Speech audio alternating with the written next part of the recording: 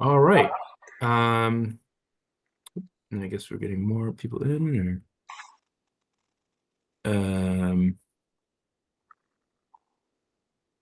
Okay. More people are joining as the attendees. Cool. All right. Recording in progress.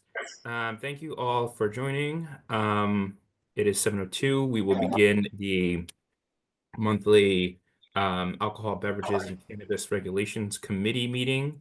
My name is Stephen Hanrahan. You can refer to me as Chair or Chair Stephen or Stephen. And I am going to note the meeting started at 7:02. So yeah, thank you for bearing with me. I was on vacation um in Puerto Rico. It was a great time to be on the beach. I know we've got this nicer weather here in DC now, but it was nice in Puerto Rico as well. There was one incident in Puerto Rico where stayed in a stayed above a business, a bar, restaurant that was really nice. And they had this like kind of like lofts above it and overlooking kind of by the ocean. It was really pretty. And then there was like this other little bar further down the street and um oh, I heard, oh, they might play some music a little bit loud. I was like, oh, no problem, used to that. Just put some earplugs in. Yeah, they were blasting music until like 3 o'clock in the morning. So I could not sleep at all one night, and I was just thinking, I was like, oh man, this is gonna be like a lesson to me to be the alcohol committee person. Now I'm like, know what it's like to be blasted by reggaeton until 3 a.m. So I debated trying to talk to them and I opted not to. But I wanted to share that story because it was enlightening.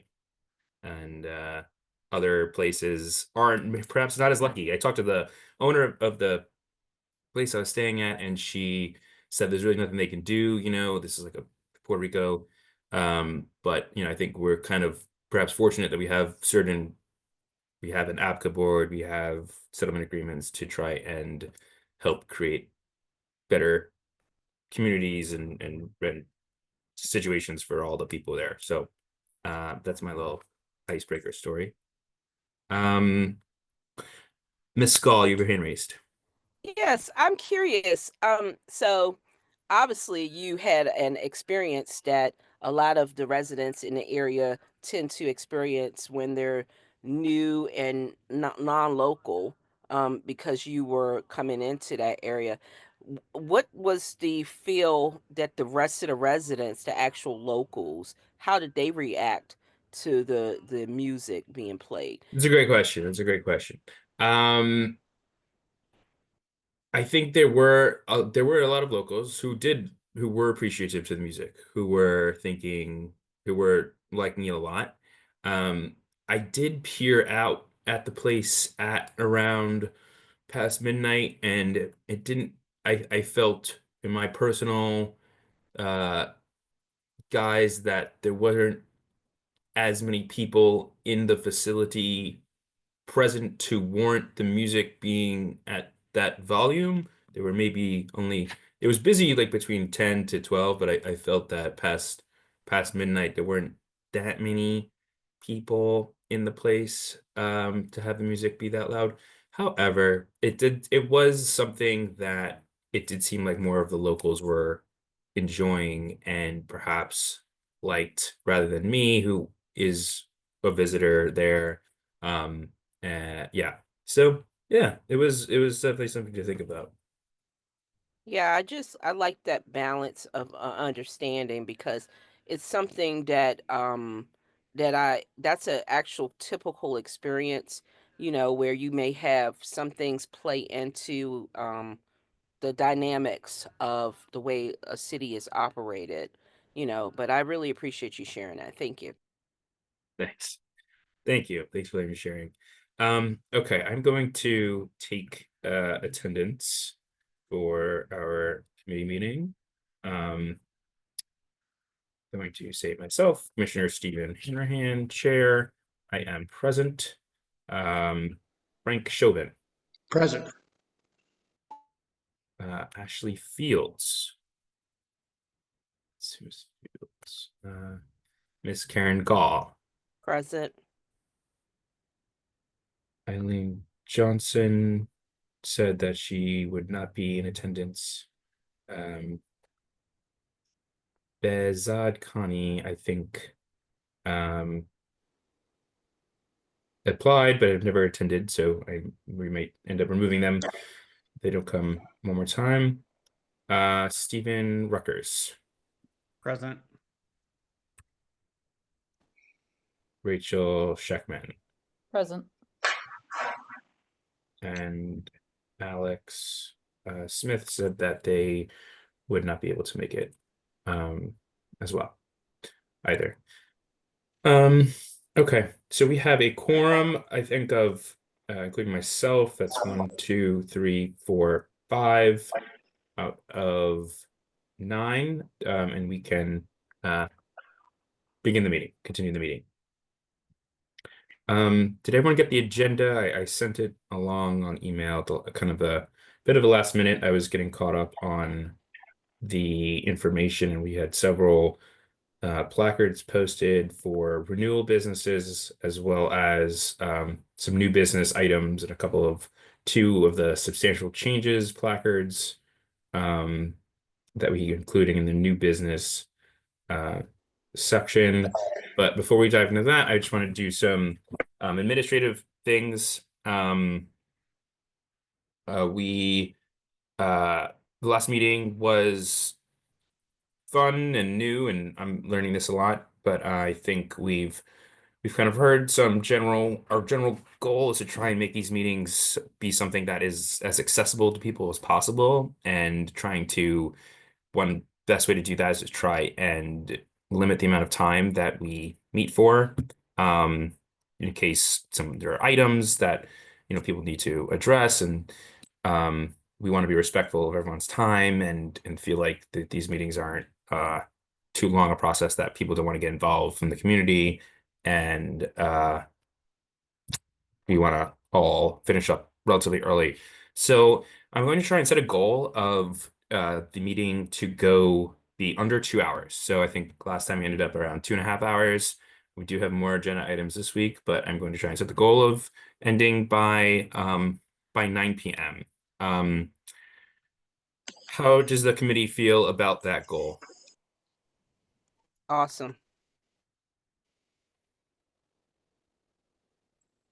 I'm sorry, can you repeat that? I just had lost my internet.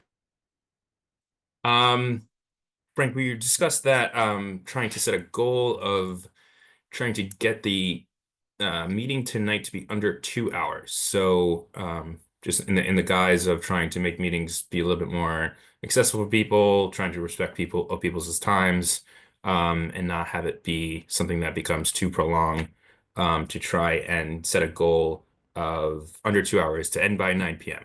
So I just wanted to see what the committee felt about that goal.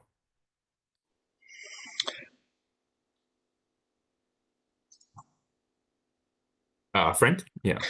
I think it sounds good in theory, but it's renewal season. There's a lot of people on, and depending how long we want to give people to talk, and the sort of extent that the respective establishment or license application is difficult, challenging, or has some problems. I think some of them we just give a nod to and say, "Haven't heard anything. Let's move on." Right? Let's not. Let's just put this one aside and thank them for coming if they're here, and just put it aside quickly in terms of management. But I think there might be a few that there's some elongated conversation. So Yeah. I appreciate the goal, but I think in the interest of making sure community's heard, and that establishments that are challenging or that might be in opposition to some important issues, I think we might extend it a little. But I appreciate it. Yeah, I appreciate that as well, and I think on that note, on that topic, to try and make sure depending on the amount of time that folks are talking, I kind of had the idea of kind of having a proposal timer rule, and I don't actually see the timer. Oh, there is a timer recording there. And Miss Gall, do you have are you the one who is instituting this timer? I am actually not seeing like in my Yeah, Zoom. I get it. That's where Karen and I was discussing to make sure that it shows up on the Zoom. It shows up when I click timer. Okay. Um, I do and not see like a I timer on I I my. I set it at the 3 minute mark. Was it still at 3 minutes, or did you want it less than 3 minutes? It's on 3 minutes. But I think Commissioner, if you want access to it, you just click the apps button and you search oh, I for see it now. timer. I do see it now. Okay. Oh, this is cool. I have it now. Awesome. All right. Okay, so you don't want me to do the timer, or you want me? Yes, I would like to propose that the chair of the committee, be in charge of the timer, and that Okay. I think a rule that for each of these items, if you would like to speak, your first time you are allowed to speak, raise hand. I call on you. Um, you can speak. But if you would like to speak again on the same item topic, um, you would have a um, 2 minute timer time, and we were really going to hold each other to that. And I perhaps maybe we need to go more, maybe we need to go less, or for every time we speak, there needs to be a timer. It seems like a lot to manage the timer, and so I want to be uh, cautious about that. But I figured starting with your second time you speak on something, I will willing to grant it, but I think at the cost of a timer. And so I wanted to run this idea by the committee and see how they feel about that. I'm still pro timer like we discussed last time, and I'm glad to make, since I thought we had organized it for me to do it, but I'm happy to not do it. Um, at 2 minutes, I know we did it last time, it was at three, but 2 minutes is fine because I know with this heavy agenda, I'm personally okay with that. I'm pro timer as well. I've seen it in action at like committee meetings in like state houses, and I think it's very helpful. That's good. And alarm Stephen, sound is ooh la la. Is that the sound that you're using? yeah, I guess I would have to check. I would have to check and see what right now it says, and the winner is. I don't know what that means. But Mr. Ruckers and Mr. Chauvin, how are your thoughts on the timer? Timer is all good with me. I am, I guess if there's sequential 3 minutes and 2 minutes, that should suffice, and that would work, I think. Uh, but I think since half the committee's not here, or not a quarter of the committee's not here, I think we should raise it again when folks join next time. Eileen, Alex, and Ashley. Okay. I'm willing to raise it again when we meet next time. But how about for tonight? Are we in agreement, or should we take a vote for the proposed rule of your first time you speak, you are allowed to speak freely. But then I think if I grant you a second time to speak, will be a 2 minute timer. So I'm going to motion. I'm going to motion um, for this. I second it. Wait a second motion. Discussion. Any further discussion? Yeah, you seem to have changed, so now it's open first time speaking, and then second Yeah, 2 minutes. I believe I that sort of is. like that. That's what he said before. Yeah, I believe that's what I was trying to communicate before. So the timer would only be like the second time you speak, and then it would really be like, hey, if you really want to set an additional item, you really have like a firmer time frame for that. But I do propose in regards to discussion that we do make sure that we do have some brevity on our first time as well. Yeah. Um. Okay.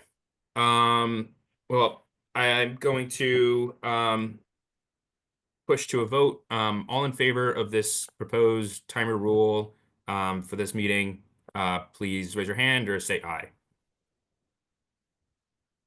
All right, that is a vote of unanimous for the agenda for the people who were first here. So that motion passes, and we will adopt that for tonight's meeting. Mr. Connie, I believe you have joined us tonight. Thank you for joining us.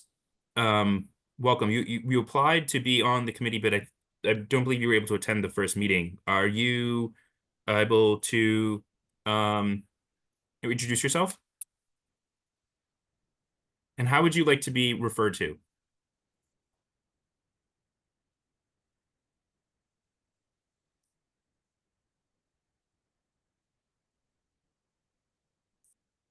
Okay. All right. Well, Mr. Zakani is here. Mr. Connie, if you would like to speak, please, we'll reach out again. But I believe your microphone is off mute, so I'm going to see if I can mute you. Just to be, oh, you're going on to audio now. Okay, so maybe you'll be connected. We will move ahead until let's see if Mr. Connie is able to join us at a later point in time. Okay.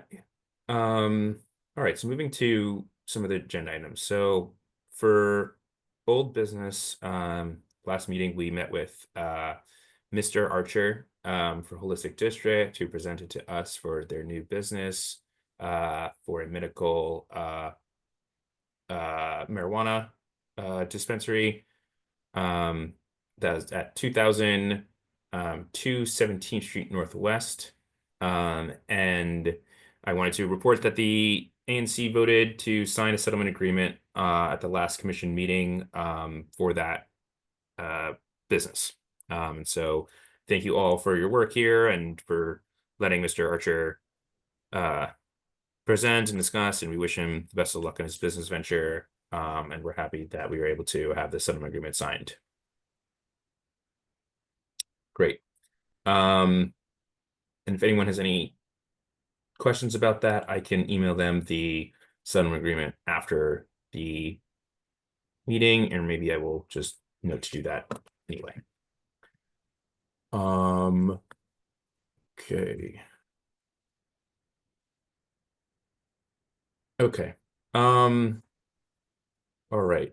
So next we have renewals. And is everyone seeing the agenda? Do you need me to like share it in the chat or something like that?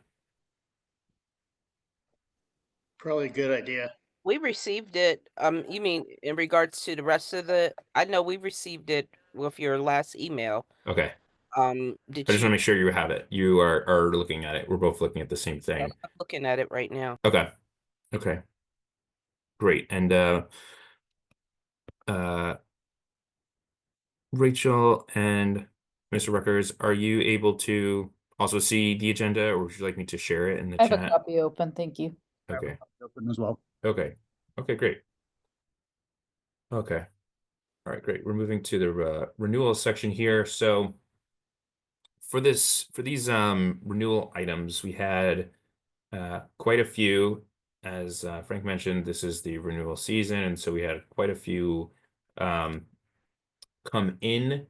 I have reached out to every single member district for who are in the renewals, and they and we were unable to flag any community concerns or complaints for any of these listed businesses for their renewals. We were able to list one for Alero Restaurant and Lounge, and because of that, protest date is actually on for we've until May 2nd to protest. I've actually decided before the meeting that we discuss that at the next committee meeting, in our April committee meeting, to have time to discuss the other items we have tonight. But I wanted to give the floor to the committee to raise any items of complaint or any concern they might have for any of these established businesses, and I can just read out the list right now. It's Minya's Pizza, 1932 9th Street Northwest. Izakaya Seki at 1117 V Street Northwest. The Congressional Club Museum at 2001 New Hampshire Northwest. Black Cat, 1811 14th Street Northwest. Rooster and Owl, 2436 14th Street Northwest. And Lulu's Wine Garden at 1940 11th Street Northwest. Miss Gall, you have your hand raised. Jared, did you contact APCA to see whether or not there was any violation notices for any of these establishments? Did you do a check for I each one? I did not. I will do that after this meeting. Yeah, generally what our process is, once we receive the list of um establishments, we do a run the background check to make sure that we can see what their history is so that we can have that listing to present to the committee. Okay. It's called investigative history, and usually Sarah helps the chair, whereas most of us regular folks have to go and get a FOIA for an investigative history. Yeah, I mean she'll give it to you if you ask for it. I've been asking her for so much, so I'm one day I was soon going to run out of Sarah chips, but I will I will try to do investigative history following this meeting. Yeah, it's just if you get for the month, if you get everything, and then once you send us our agenda and we have this, we can look at it along with the placards. Okay. And Ms. Gall, are the committee receiving the placards when they go out? You guys are getting the list. You guys are getting those as well?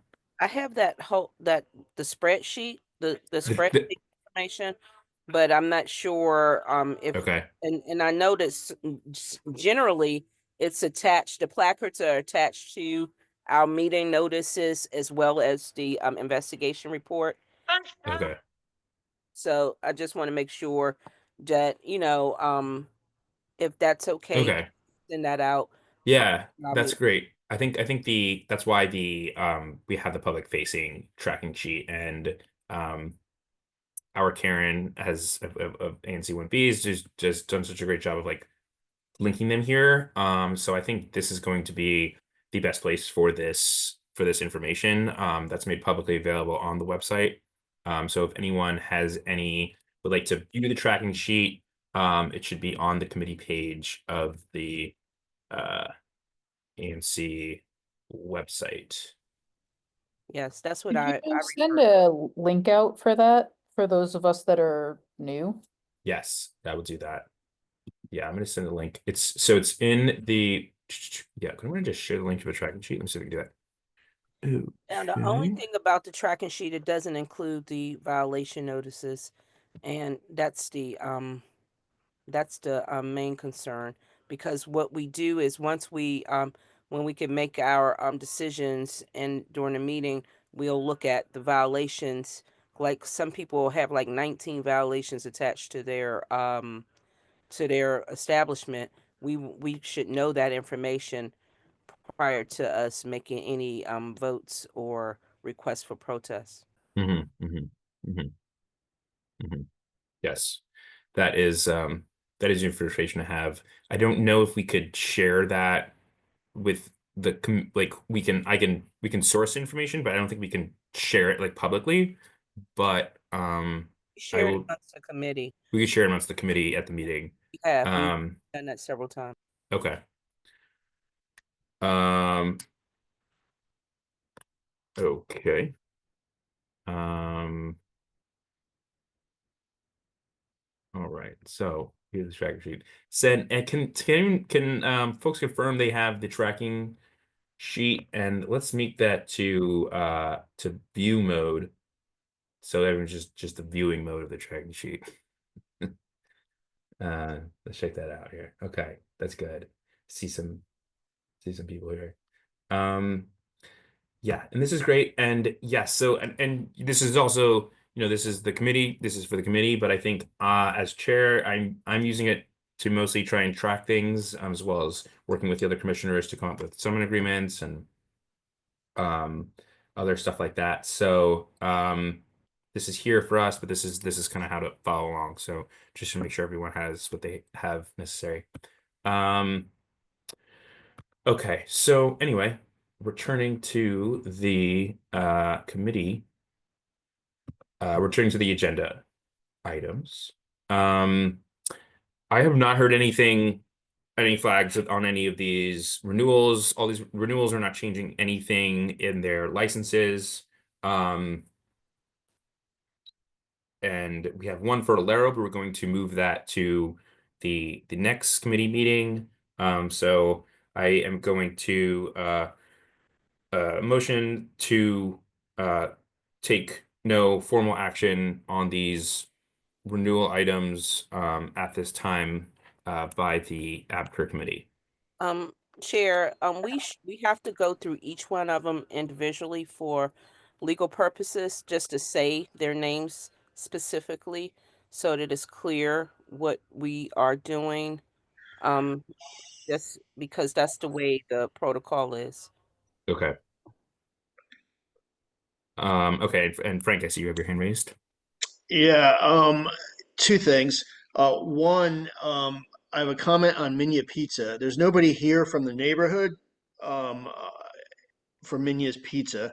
However, there's complaints from the folks next door. There's a residential building regarding their trash protocol. But if no one else is on the call asking for a protest, I'm not going to urge a protest here. And I'm not certain, Karen, with all due respect on the matter of looking at each license. I mean, if there's no complaints, we should just dispense with it. I mean, we don't need to go through every one and motion not to take action. This sort of was a confusion that arose last year, and I'm happy to discuss it, but I think, to dispense with them all because there's nothing. I I, think Mr. Chauvin's Wi-Fi is a little bit I, messy right now. I hear what he's saying. However, it's not a matter of saying Is what we're perfectly fine. I mean, what from my perspective.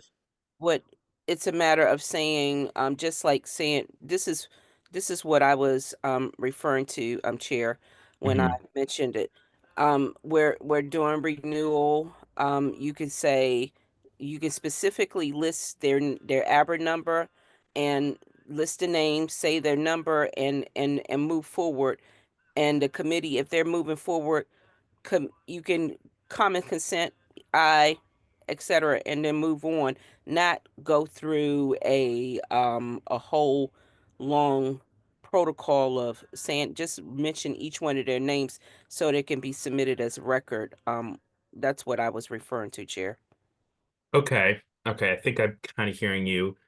So I'm just going to say all their names again. It is on the agenda.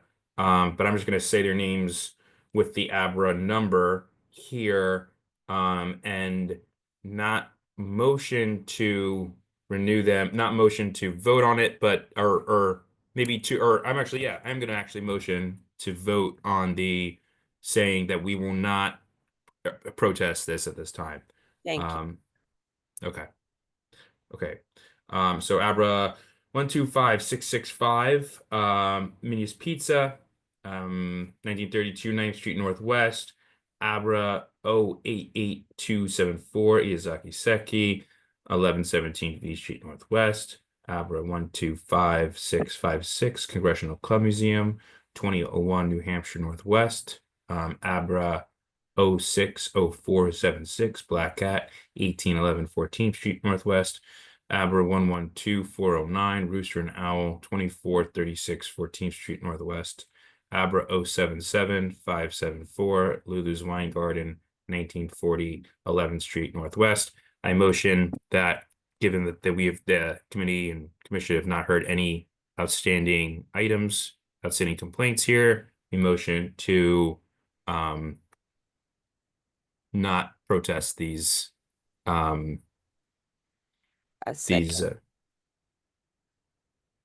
I second. your motion. Discussion.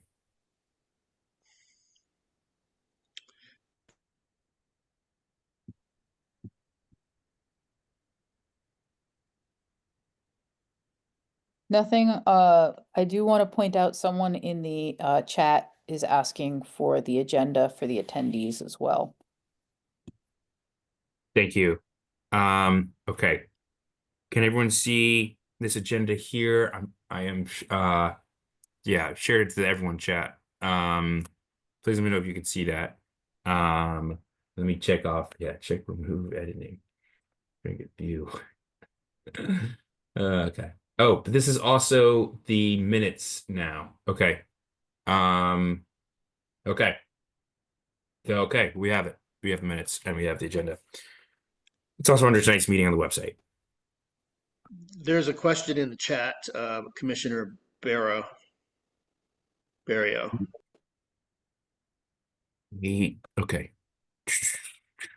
Don't know if I'm seeing Commissioner Barrio's question in Hand the chat. raised. Sorry about that. Okay. Commissioner Barrio, is your hand raised? Oh, here we go. I do see that hand raised now. Commissioner Barrio. I'll have to talk. Here we go. Ooh, sorry. Hello. Can you Hi, hear me? Francois. Yes. Hi. Hi. Yeah, I just wanted to say I don't, think a protest necessarily makes sense either, but I do think there was a problem with trash on 9th Street. I was just walking around the neighborhood and there's still a lot of trash and refuse that's on the ground that's spilling out of the trash cans that's not getting picked up. So, I do think we should do outreach outside of I think the committee obviously can protest things or recommend protests, but the committee can also do outreach to the businesses. And it'd be great if we could try to reach out so that we can try to resolve the trash situation, since it's not great for the first start of the nightlife season this year.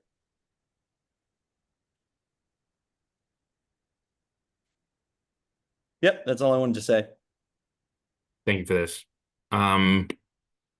Okay. And last thing, sorry, it's hard to tell which bar might be a good or bad actor with regards to trash, because there just is obviously a lot and it's difficult to tell which cans belong to which establishment. So, I don't know, but that is just a factor, obviously. And there's also residents there. May I speak also to the commissioner's question, Chair? Yes, I'm going to allow 2 minutes for discussion time. Well, actually, it's no really a discussion, just a statement. Okay. The statement is, I agree with the commissioner in regards to it's really difficult to pinpoint where the trash or the grease runoff that is making our streets and sidewalks and with all the debris and the nastiness. But I do recommend that the ANC um in their process of enforcement, request for enforcement, try to enforce the settlement agreements that the establishment owners power wash in front of their businesses regularly, because like at Ninth and U, it's like a whole nasty grease runoff right there at the corner of Ninth and U. We need to make sure that that is being done along with the trash removal. And the ANCs in the area, it's really their responsibility to push that, the actual SMD establishment. So it could be in wherever is the location, but that's something that I would recommend that we ask the full ANC to try to get that enforcement done. Thank you. Frank, you have your hand raised. Yes, I would appreciate some type of protocol in this issue. It's an endemic issue. Uh, I don't believe many of the settlement agreements have a provision for power washing or a schedule for power washing, but I'd like to consider, perhaps for next time, a motion of protocol, whether that's part of the SOP, maybe a new piece of the SOP for this committee, but that settlement agreements, especially in the highly worn corridor, U Street, 9th, 7th, that within the settlement agreement, there is a provision and a frequency for power washing. And I don't think we'd ever closely paid attention to that. And I don't think it exists in many settlement agreements, though it may be in a few. Okay. I'm in high agreement with that, Frank. You know that. Ms. Scheckman?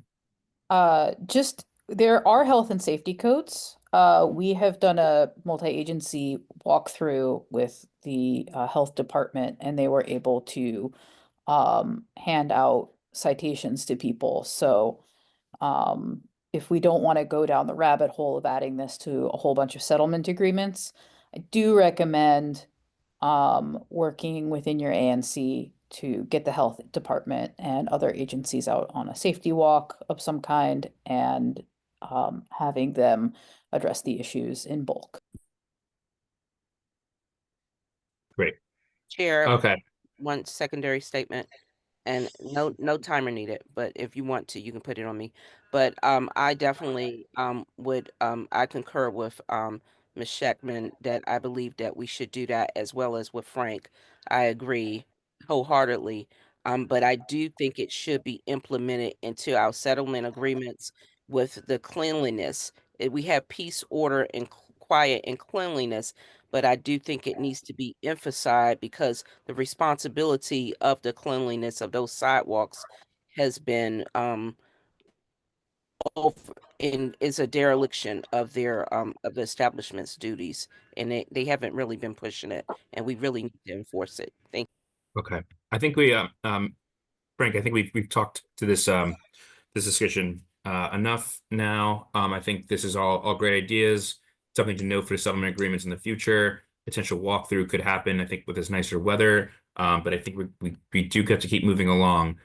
So I am going to take a vote now, to call for a vote to not protest these renewals at this time. All in favor, please say aye or raise your hand.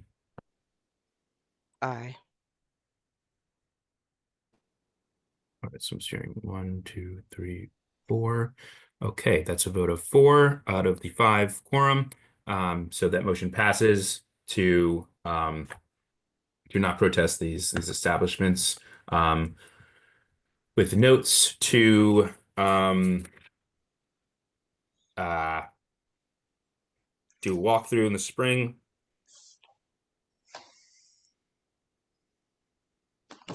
Walkthrough in the spring. And settlement agreements with power washing.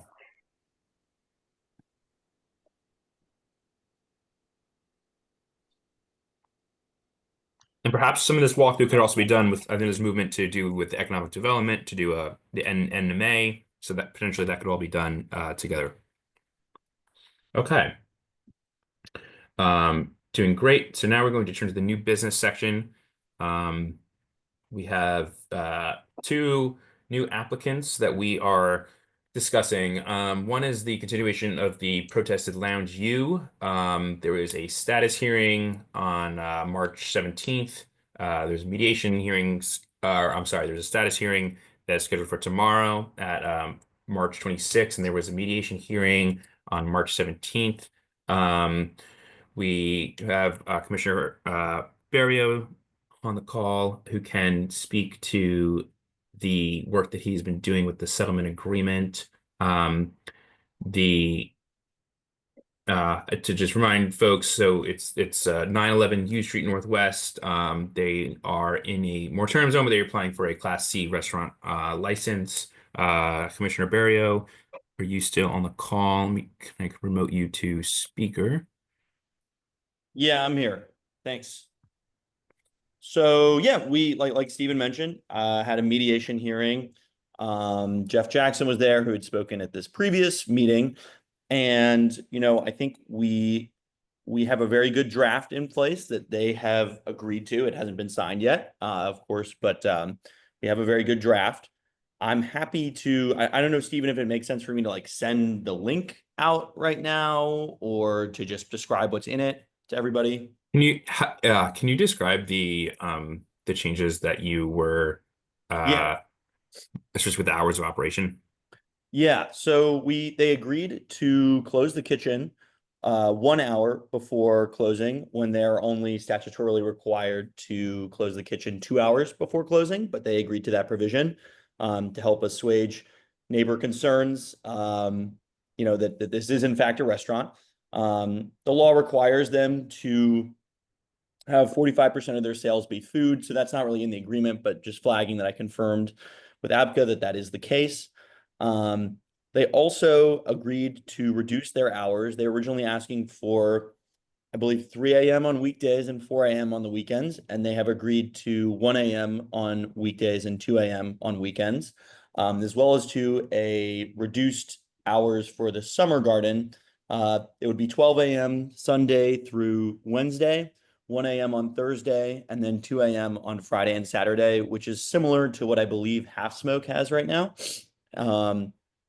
So I do think the hours they really did meet us halfway, but I'm curious to hear people's thoughts.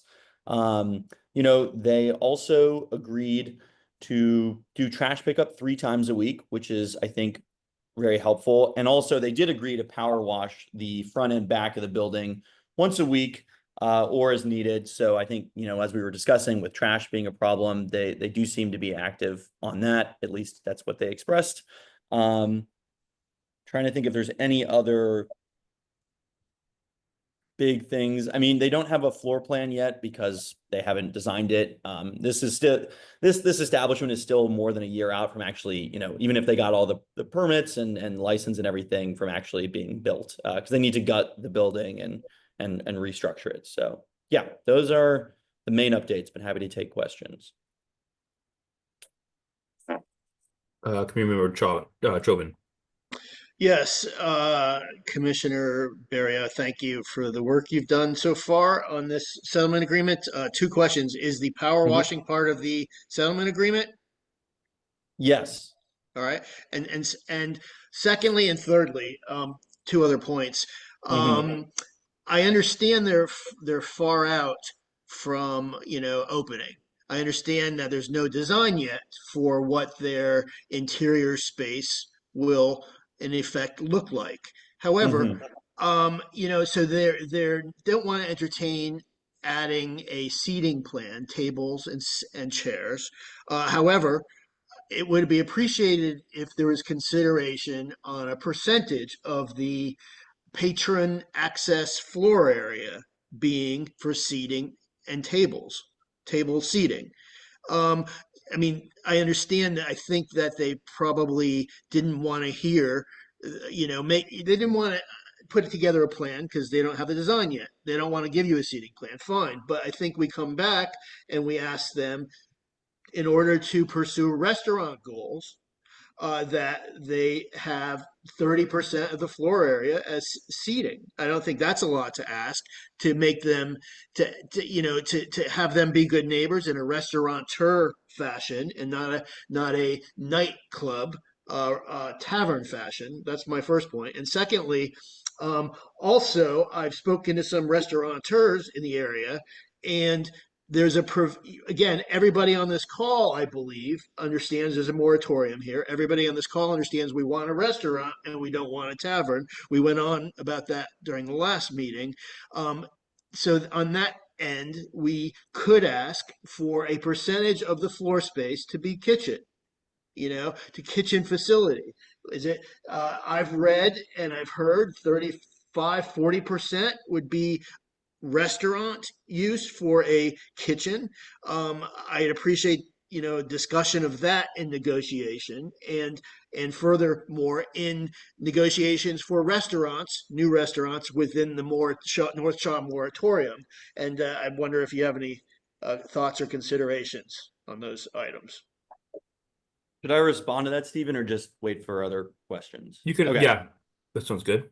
Yeah, I mean, I hear what you're saying, and I definitely understand the concerns. I will say, I don't think we can I don't think we should get in the business of telling the business how to run. I worry that, trying to litigate, how much of their space should be used for a kitchen, how many, 30% should be used for seats. They just don't have a plan, and I think they want flexibility because they are not sure what the floor plan is going to be. They're not sure how they're going to do the construction. So I hear the concerns, but I do worry about, going back to them and sort of trying to tell them how to run their own business, especially when there are, the existing regulations in place that they have to have 45% of their sales be food. They are keeping the kitchen open till 1 hour before close. So whenever they do choose to close, I'll note that many businesses in the area actually have more expansive hours.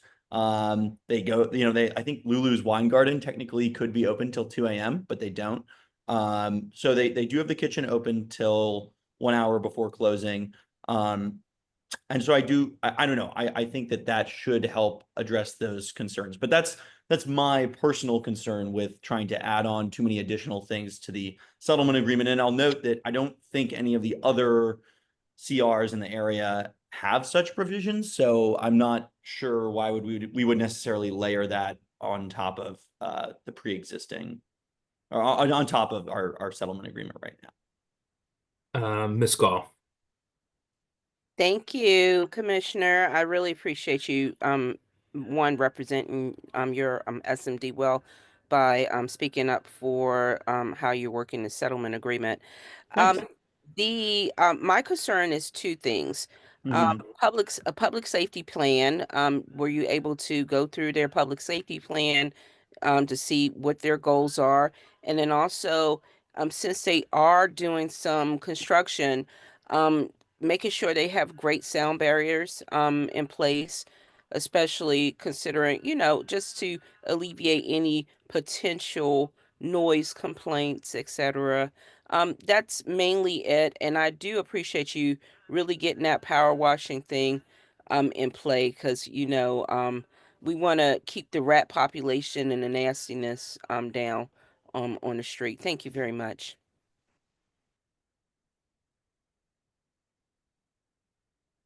Yeah, no, I will say I did not discuss public safety with them in detail. I did add a provision about, that they're going to prioritize reservations and try to avoid lines out front. At least what they've expressed to us is that, that it's not going to be like a club in that sense. It's going to be, they will have reservation systems, and they will have people who show up, but they're really not going for like a line outside type vibe. But I know that there's, that's not the only public safety concern. We do have language built into our template settlement agreement that talks about trying to discourage patrons from Security and engaging. queuing here. Yeah, security and queuing, unruly behavior outside, or using drugs. Trying to look back to make sure. Yeah, Yeah. applicants shall take all reasonable steps to minimize problems of illegal drugs and public drinking, including by having a sufficient number of trained employees to assure adequate security and to control unruly patrons, whether inside or in the immediate outside area, monitoring for and prohibiting sales or use of illegal drugs, maintaining contact and cooperating with MPD and other enforcement officials when known or suspected drug activities occur. And what I guess what my Mhm. reference to the safety plan is Yeah. mainly training for the employees to ensure that they are consistently trained, and just the fact that you've gone over those provisions of how important is the safety is with them. And the in regards to the construction for noise complaints, Mhm. that's been an issue for a lot of the establishments just because they want to play music, but you don't want to hear any of the neighbors having any particular issues. That's all. But thank you very much. Yeah, I think in terms of wait, sorry, is that for construction or for like amplifier? Construction for the Okay. amplification, there's normally like some noise barriers that you can place inside of the establishment during the construction period. And it's a sound barrier that they can put inside of their establishment that helps them. It's really pro establishment and also pro community. But That might be beyond the scope of ABCA, more for DOB, which I guess used to be ABCA, Well, right? APCA actually does noise enforcement as well. So Okay, even just for construction. Okay, well, not necessarily in the construction. Department of Building does the construction, but it's just because APCA monitors the noise complaints that people may come up with. I just want to protect, make sure that we're protecting the business as well as the neighborhood. Thank you. Yeah, thank you, Ms. Call. that's a good point. I mean, I can call the owner back tonight, and ask about, to just clarify their public safety plan and what we have included in the settlement agreement. And then, I don't know the specific noise barriers, like how I would work that in. If you have ideas, feel free to let me know. But I can definitely ask them how they're planning to minimize noise as they conduct conduct their construction. I know there are some residences close by. I think, it's not as much of a concern because there aren't a ton of residences close by, but it definitely is a concern. And I want to make sure that that our neighbors are not subjected to undue noise while they're doing construction. The other thing I'll say is that they are, and this doesn't have to do with the construction, but they are not going to have amplified sound other than background music. So there aren't going to be speakers playing loud music on the summer garden or inside. So I think that is important for the potential noise concerns, that they won't be they're not going to be doing that, and they don't have an entertainment endorsement. But I can ask Keaton about that. Thank you very much. That's what I was referring to, mainly the amplification of any particular music, not their construction. But thank you. Okay, sounds good. Thanks. Yes, and I want to I'm going to work, I think, in the future on trying to have like a better job of showing the committee kind of this. I guess I could share my screen right now, but I think that this template and just Francois did a lot of really good work to try and get some of these key points that he mentioned with like the summer garden, the outside noise, and like the restricted hours. In fact, I will share my screen, see if just you can show what we're looking at here. And yeah, and so I think and I think also to go back to Frank's point about the occupancy, I don't know if there is any, do we know as a committee if there's any precedent for another settlement agreement that has restrictions on table setup or um seating arrangement? I would think we do want to be careful to not overstep our bounds, and or even something that even ABBA could even uh enforce themselves here.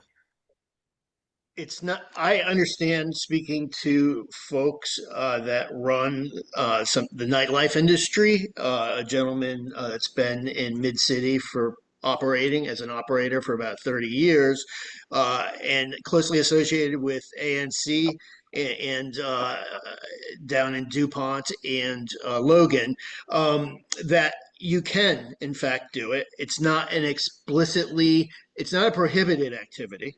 All right. According to, if you go into the provisions of the code, there's explicit activities and there's prohibited activities. And then there's probably some gray areas. This is, whoops, I'm sorry. This is a new area here. It's called the North Shaw Moratorium. So we need new skills to ensure that the moratorium is adjudicated, that the moratorium serves a purpose, that the moratorium that we fought for 3 years serves a purpose. And so this is new tools that we should utilize, and I'm asking the ANC to utilize to ensure the will of the neighborhood that we get a restaurant here and not a nightclub or tavern. So to answer your question, no, there's nothing we've done. We haven't had those skills or been called to do that. But we've never before been asked to ensure that there's a restaurant coming before us, and we have a restaurant operation. And let me give one more supporting fact here. I did a FOIA. I spent a couple weeks doing FOIAs for the application for this license. All right. The only application for this license was for a tavern. Okay. That was filed in September. Okay. Yes. And Frank, I do want to make note. This is past information that we've discussed at the prior meeting. but there is no second going around with FOIA. I had back and forth for several weeks. There's no application for a restaurant. So the only thing on file with ABCA is an application for a tavern. All right. For some reason, they've decided to adjudicate that application and call it a restaurant, even though everything on the application says tavern Right. operation. So we're Right. concerned. And so the provisions that we would develop, hopefully Yeah. with the help of the attorney, would get us to a place where we get a restaurant. Yeah, I do hear you on this. I think we also do have to trust the process a little bit, and I think that there is the moratorium, that they do have a restaurant license. They do have the 45% food requirement to uphold, and it's ABCA's responsibility to enforce that, and we can try and file complaints with ABCA if we feel that that is not being met or not being enforced. So I think I know it's the same, hours of operation, like on paper, maybe in some form it was the exact same thing as the tavern license and the restaurant license, but I think that there is that difference with the 45% rule that can go in our favor. And we should do some work we could do something to trust that. I do hear you here. And I think I wrote that I am going to uh, follow up with Sarah to see if that's something that ABCA can even enforce, or is something that could be included in settlement agreements, and maybe talk with Commissioner Barrio after to see if we can talk to Mr. Jackson about the table threshold. Um, but I think we are in good hands. I want to just also pivot that this is I consider this largely to be a pretty good win. I think that this seems to be like a good. I think there seems to be some compromise happening here. And I think we hopefully will get a restaurant here. I also wanted to flag during our summer research, we found Lou's Wine Garden is a restaurant, right? That's a place that maybe it might be a similar vibe to as is described by Mr. Keaton, with like the lounge environment and stuff like that. So um, that's all I have to say for this.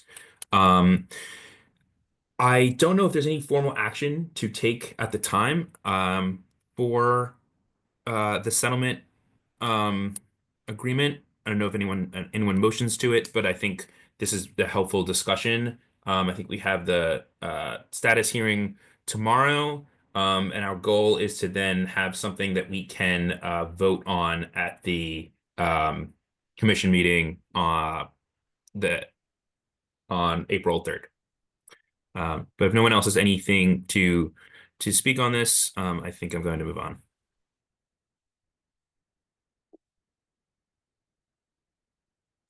And thank you, Francois, for your hard work in the settlement agreement. And look forward to continuing to nail down the final details or what is needed here. Of course. Thanks. Great. Okay. The next item is there's a new application.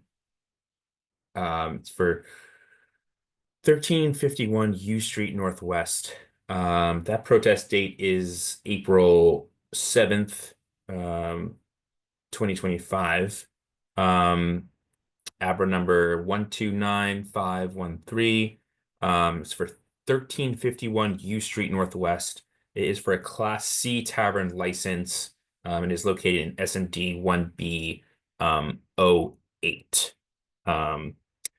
Does anyone have any questions about this placard? It was fairly um uh it was fairly nebulous in its description. Ms. Gall. Do you have the idea of what the name of the establishment is going to be? That's a great question. That is a And great question. that was number one. And I really I did want to know a little bit more about the setup with the establishment owner, just to hear what they're bringing to the table. That's really the name, and just a little bit more of what type of atmosphere is going to really bring to the community. Yeah. Can you repeat the last question statement? Okay. The name of the establishment and what type of atmosphere it's going to bring to the community.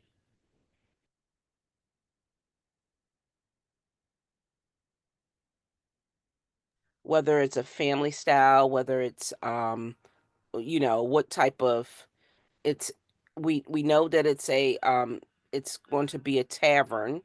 Um and I want to know what type of tavern, what's the name, what type of business, um, is it going to be? They've come up with so many creative ideas. I'm just interested in hearing what's. Yeah. And I think we might have reached out. The applicant is Jeff Jackson, and I can bring up the placard uh here. But yes, these are all great concerns. Um I had a very similar um thoughts. The existing venue is or was like karate or taekwondo place, so there wasn't an existing bar or tavern there. It would be on the second floor.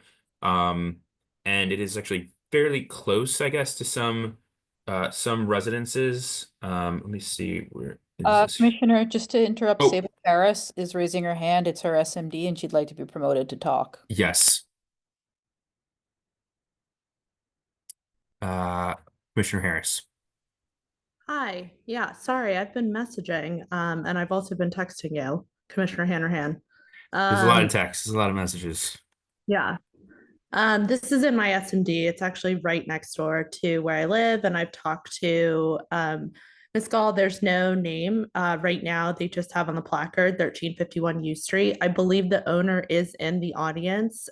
He's probably as Jeff Jackson, but I think that was just I think Jeff Jackson forwarded his sign-in link for Zoom, but I'm assuming the owner, I think his name is Mike Walker, is in the audience.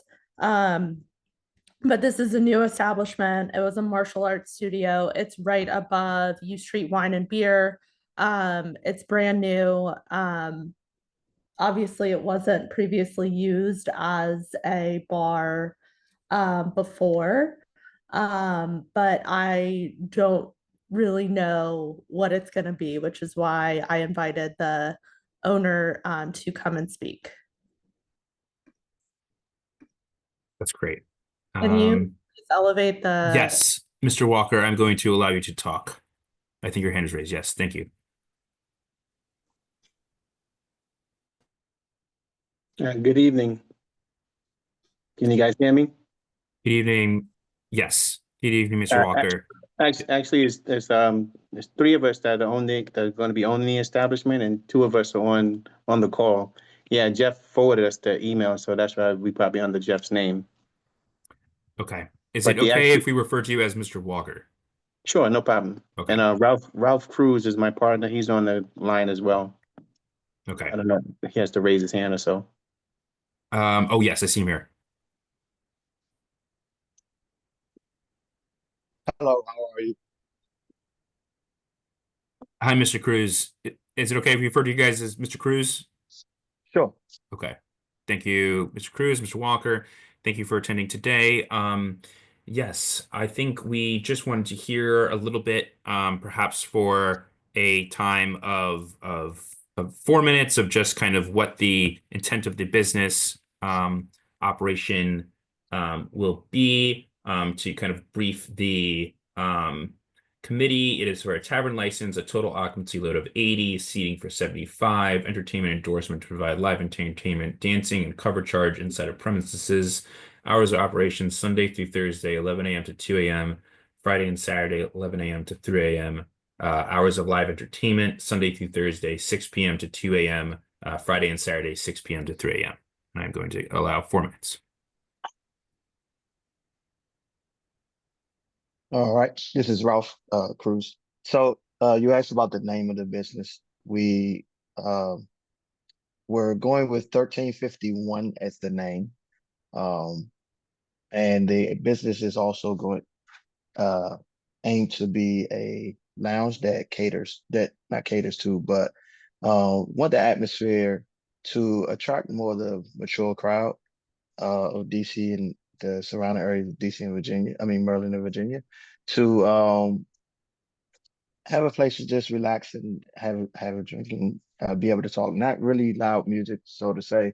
We like something that I think Mike can speak more towards the that part of it, the actual operations. Mike, can you hear me? Yeah, I can hear you. How you guys doing? Just Hey, Mike. more lounging, not for the something for. We just turned. I'm in my 50s now. We just wanted something for a little bit more mature crowd to come and have a good time and enjoy themselves.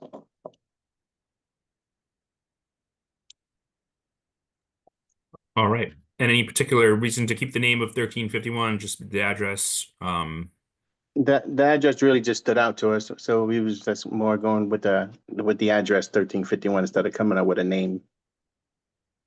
And I'm not familiar with the location. I know the downstairs is the U Street Wine Store. Yeah, the wine store. Steve's the owner there. Okay. Have you guys been in touch with Steve at all for Oh, that? for everything. He's been helping us along with the process. And just to note, is your entrance, would the entrance be on U Street itself, or is it on like a side, like an alley or something?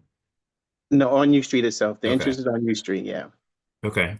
Right. There's two doors. So Steve has a double door, and then we have a single door. Okay.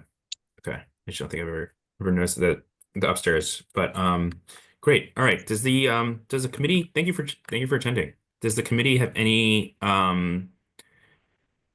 questions or concerns for Mr. Walker and Mr. Cruz here? Yes, well, I did ask in regards to the atmosphere, and I do understand when you said an older crowd, and so it's not like it doesn't have like a theme. It's just a relaxing atmosphere for people to come in, listen to music, and have a drink. Uh, are you guys planning on having like any like special party nights, like roving, um, like bar crawl type things, or what type of I really like promotional events and of that nature. Like theme nights, like R&B or hip hop nights. Yes. Okay. Um, We don't know the particular days. We still trying to come up with an idea for which days we want to do which. And we're not going to be open 7 days a week. We're probably open 4 days a week. and when you say mature, what your consideration of mature is 50 and up? No. I was saying that's how old we are. I just turned 53 and I think Ralph just turned 42 or 43. 43. So it's not geared towards 21, but if they're 21 and they seem to be mature, then yes. But we're trying to attract a more older crowd. Okay, thank you. I've been I'm Mike, this is Mike speaking, Mike Walker. I've been the general manager over at Pure Lounge for about 15 years now. And I'm just trying to do something on our own. Can you repeat that name of business again, Mr. Walker? Pure Yeah, Lounge? Pure Lounge, 1326 U Street. I've been Okay. a general manager over there for about 15 years, so I just figured it's time for me to do something on my own now. Great. I'm gonna go with Frank has his hand raised, and then Ashley Fields. Yes, just a question. Is there a settlement process, a settlement agreement underway, being Well, worked out here with the Commissioner, No, Harris? there I isn't. haven't spoke with Commissioner Harris, but I can take her number and I can, we definitely will make one. All right, that's all I wanted to know. Thank you. Definitely for sure. We definitely can make a, settlement agreement for sure. Ashley Fields. Yeah, so I just wanted to ask, as far as Pure goes, I've heard some people say that Pure was closing. I just wanted to ask you about that and then ask if you'd be doing this venture full time. And then also ask about, the type of food that you would be serving here and, in regards to, more about the clientele you're trying to attract. Yeah, Pure is not closing. We still plan to, Pure still plan to be open, and we're coming up with a menu now. We're developing a menu. Okay, thank you.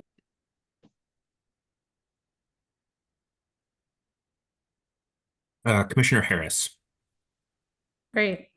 Thank you for being open to a settlement agreement. I am very curious, what are your plans for soundproofing? Because this was not a space that was previously used as a bar. The soundproofing of the roof is, it's in the plans. So When we Okay, start I to my would finish. definitely, background, oh, sorry about that. go ahead, Mhm. go ahead. So this is Ralph speaking. So my background is construction. I've owned a construction company, doing federal government construction for the last 20 years. Uh, so my looking into materials that will help us soundproof along the roof and uh the walls. We can't do too much with the exterior walls because that is a historic, from what I understand, portion of the building. But we're looking at how we can and it is a brick wall, so we're looking at how we can soundproof that as well. But we do Yeah, have plans to soundproof the roof. I would appreciate kind of if you're able to, I live right next door, some sort of walkthrough on that because I think that is a really big concern of the neighbors that live upstairs and then across the street and then behind the alley as well, because there have been issues with another establishment that is actually behind the alley. And they also advertise themselves as a jazz bar, but they are no longer that. They have been operating more as a club. I've also talked to Steve. He has mentioned that he hasn't actually talked to you guys. So, interested in more kind of clarification around soundproofing. I wasn't aware because you all aren't applying for a restaurant license, but you're going to be serving food. And how Yes, would you be catered. doing that? Because there's not a kitchen, is there? No, there's no kitchen there. We was gonna outsource and have the food catered and have the food heated up in a microwave or like a convection oven. And can I get your name and we can meet you at the establishment and give you a small walkthrough to explain Yeah, more that is depth. Commissioner Sable Harris and Mr. Jeff Jackson has my information. I Okay, emailed him. perfect. And again, I live right next door and I walk by every day, so we can coordinate something via email. I'll also drop my email in the chat just so it's helpful. But yeah, I definitely want to talk more and would love to talk more about a settlement agreement. But I will say that um, a new establishment in a place that wasn't operating as an establishment, especially in the vicinity of a lot of bars and clubs where sound has been an issue and it has been flagged. I think, and trash has been a really big issue, especially in the alley that you all share. That, you know, I would recommend that the committee recommend that the ANC protest while in tandem. I will absolutely work with you all on a settlement agreement, but this is something that I think is a big concern, especially in this part of U Street.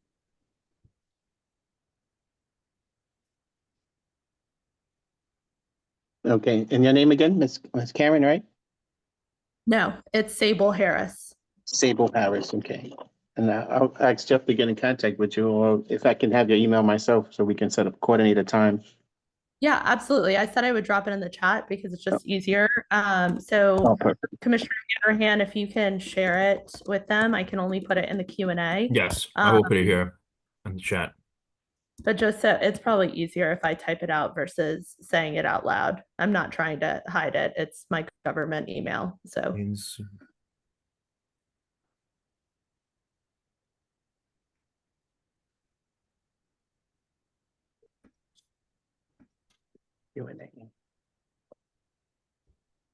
okay. Thank you, Commissioner Harris. CM. I'm going to move that the ABCR committee recommend the ANC protest the application on the grounds peace, order, quiet, and all applicable grounds in order to come to a settlement agreement, that when we come to a settlement agreement, the protest will be dropped. But in order to try and ensure that this process continues, I'm going to motion that the ANC vote to protest this at the next commission meeting. A second. Discussion? Yes, can we just reduce the motion? I understand that there's intentions to drop it. However, that's not part of the motion. I mean, it's sort of an adaptive skill per se that you're undertaking, but it's not the motion. The motion is to protest on the order of peace, order, quiet, and all applicable grounds. Just FYI no, to just to step in, clarify. Commissioner Hanrahan can motion that. That is absolutely can be within the motion, and that is something that we have submitted in a protest transmittal in the past. So you are in the right, Commissioner Hanrahan. You can protest and say that we will withdraw the protest once a settlement agreement is reached. Thank you. Yes, I think next time going forward, I will introduce the motion with the specifics of just the motion to protest, and then I meant that as a condition, as a kind of a conditional statement, following like underneath it. But I think you can keep them both. You don't. There's no fine line of you have to protest this way or raise the motion to recommend. You're allowed to do include that in the motion. okay. All right. Well, then I'll keep the motion as is. Any further discussion on the motion? Yep. I would like discussion point, please. I appreciate Commissioner Harris raising the long-standing, outstanding, and ubiquitous issue of noise.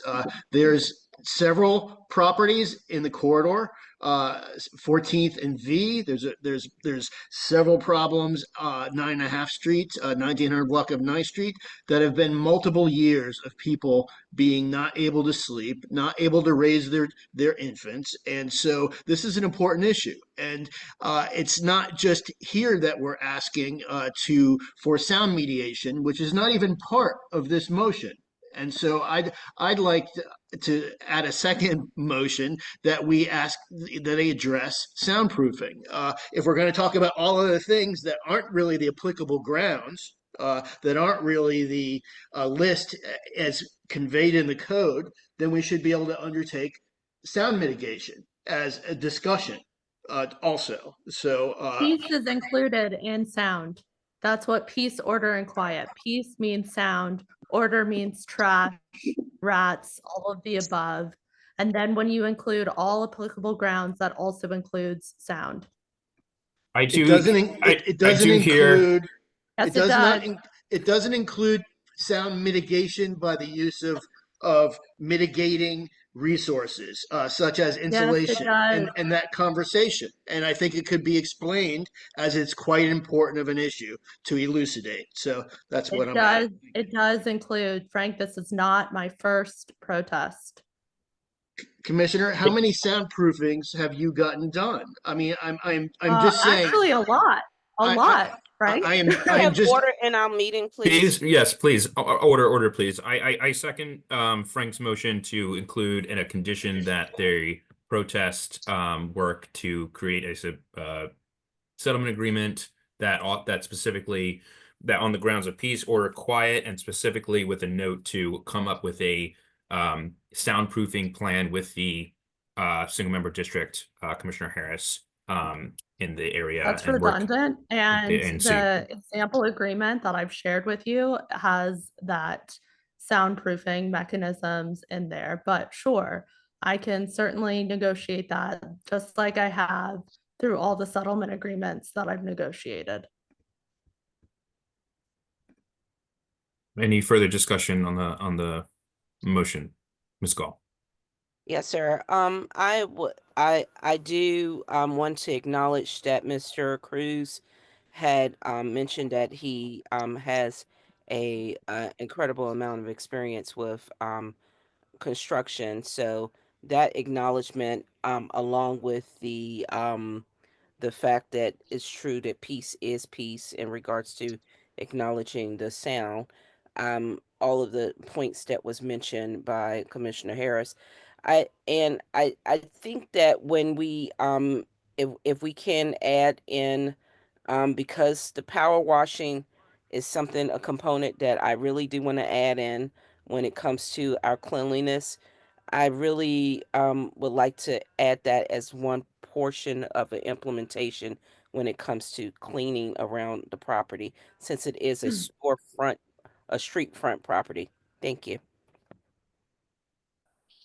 Again, that is something that's in the settlement agreements that I've negotiated, especially in the alleyway. So all of the ones that I've negotiated along 14th Street, 14th and U, they have that, especially for the alleys. Power washing? Yes. Excellent. Thank you. And Chair, there was another thing. I'm actually concerned.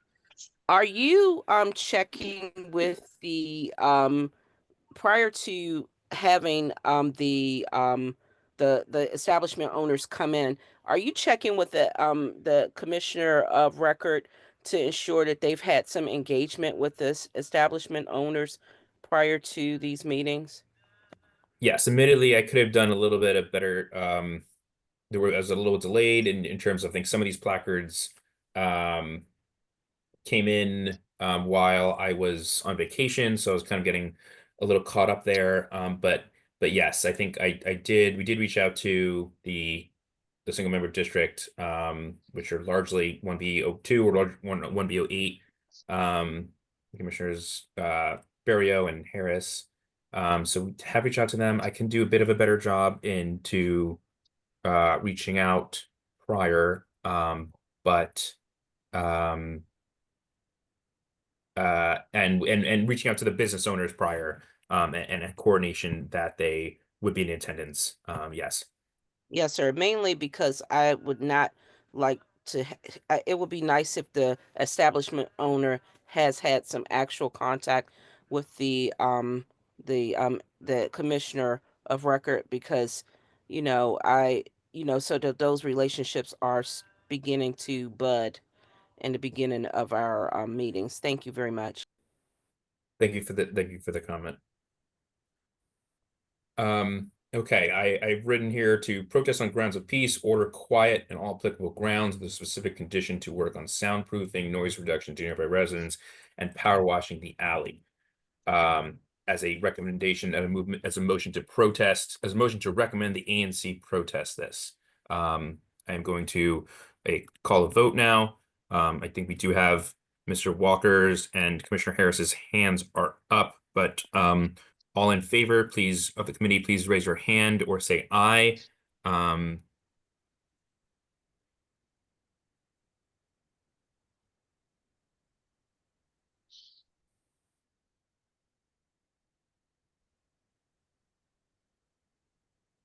Have we heard from committee member Khan? Not yet. Committee Member Khan, they are here, they're present. They did not attend they did not raise their hand at this meeting. Committee Member Khan, are you here? We might hear from them later. They might be listening. Okay, I counted four hands, and so that motion passes. You still have to take count on any abstentions and anybody who voted against. You probably were getting to it, but I just wanted to remind you. Thank you. It's a little hard to count right now because we've got a lot of other people here in the Zoom. But I think we had four votes for yes, for yay. I think there were maybe two, so two abstentions, or yes, two abstentions or two non-votes. All against, please raise your hand.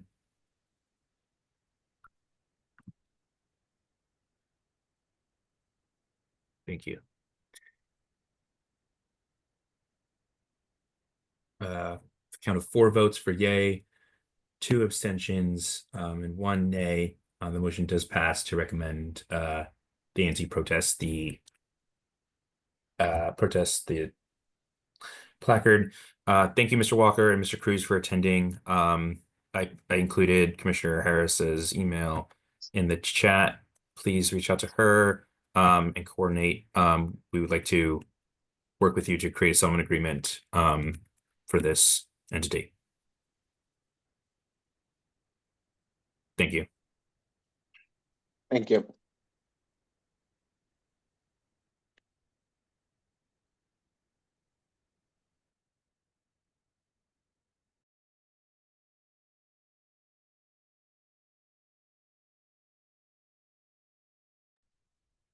Okay. Okay. All right, we're doing good. We're on 8:30. We have 2 items left. The next item is for a placard place for substantial changes. This is the Ace Lounge. Their ABR number is 125-919. They're located on 1817 7th Street Northwest. They currently have a C Tavern license, single member district 1B02. I believe we have reached out to the business owner. I'm not sure if they're here today. If you are here, oh, yes, you're here.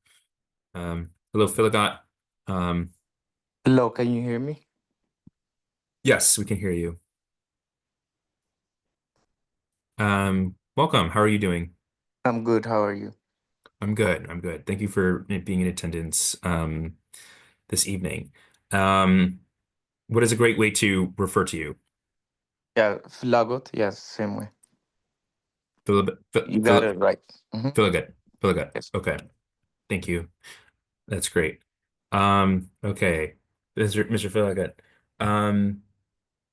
Yeah, thank you for joining us today. So I think I'm going to hand it over to the committee, but I think I heard from a couple of from another adjacent commission member, 1B1, mentioning that this alley, this street is near, there's some community concerns here. I'm actually gonna hand it over to Ms. Scheckman.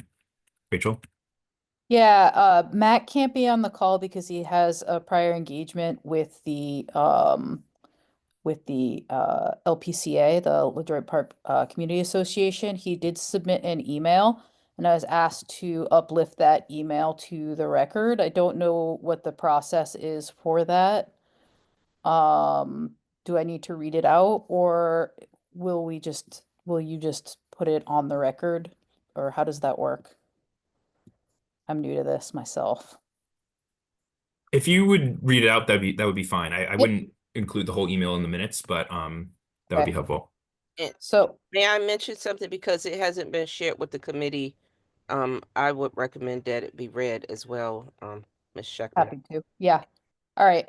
This is a email from Commissioner Matthew Fay from Ledroit Park.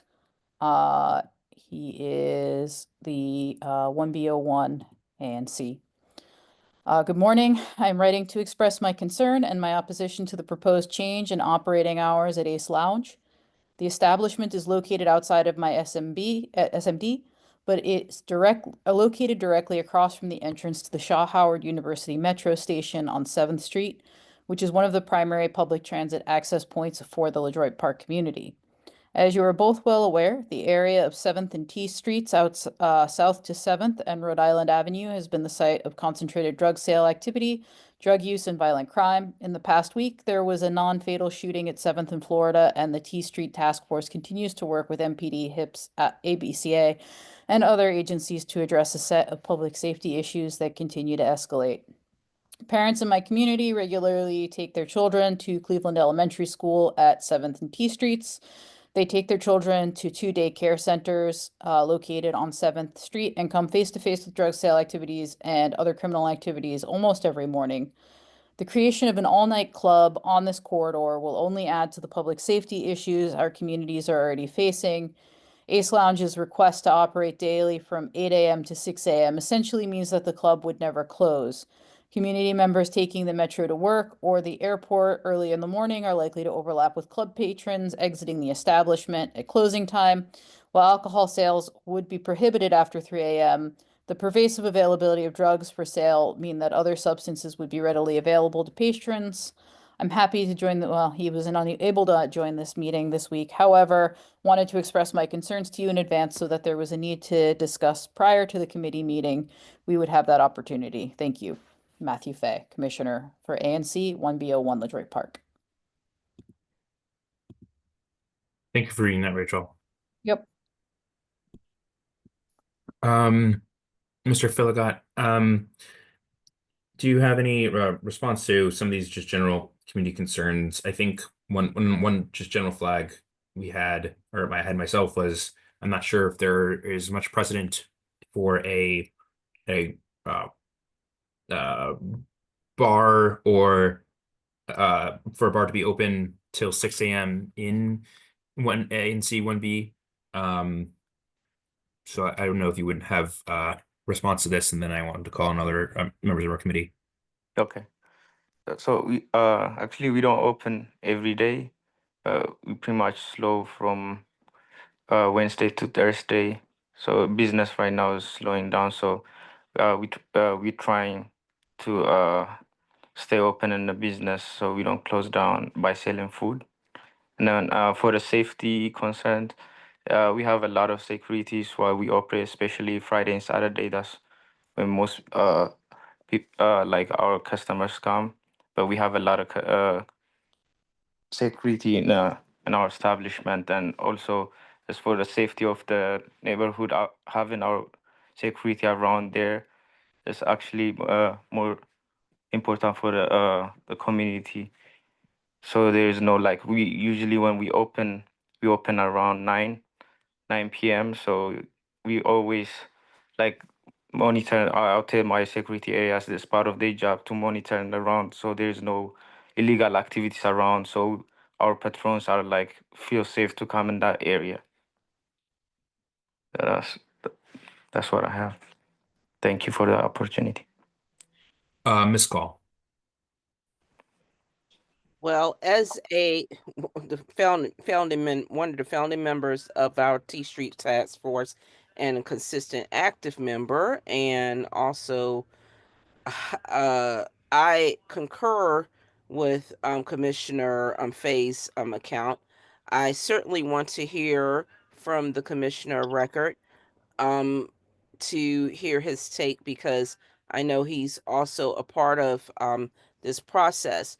Um, I would like to know what the extension of your hours, what do you foresee it bringing you?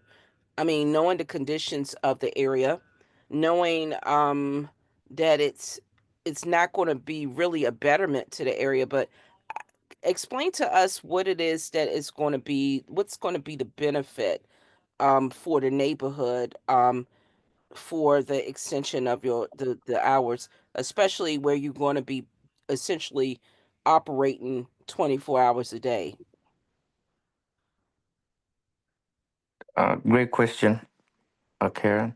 So for the community, basically it will bring more safety because of our presence out there, having having more security in our area, and also bringing more food sales available at that time. A lot of restaurants are not open around that time, so it brings more, it will increase in our business for the food sales, and that way we can survive this slowdown season we have an economic recession. I don't know if that answered that question. Yeah. Mr. Chauvin? Yes, thank you. Yeah, I have a difficult time with extending hours in the sort of epicenter of lots of drug and violent crime. I think there was in the uh, last 6 months of 2024, I think there were 450 crimes, violent and otherwise, off of 7th and T.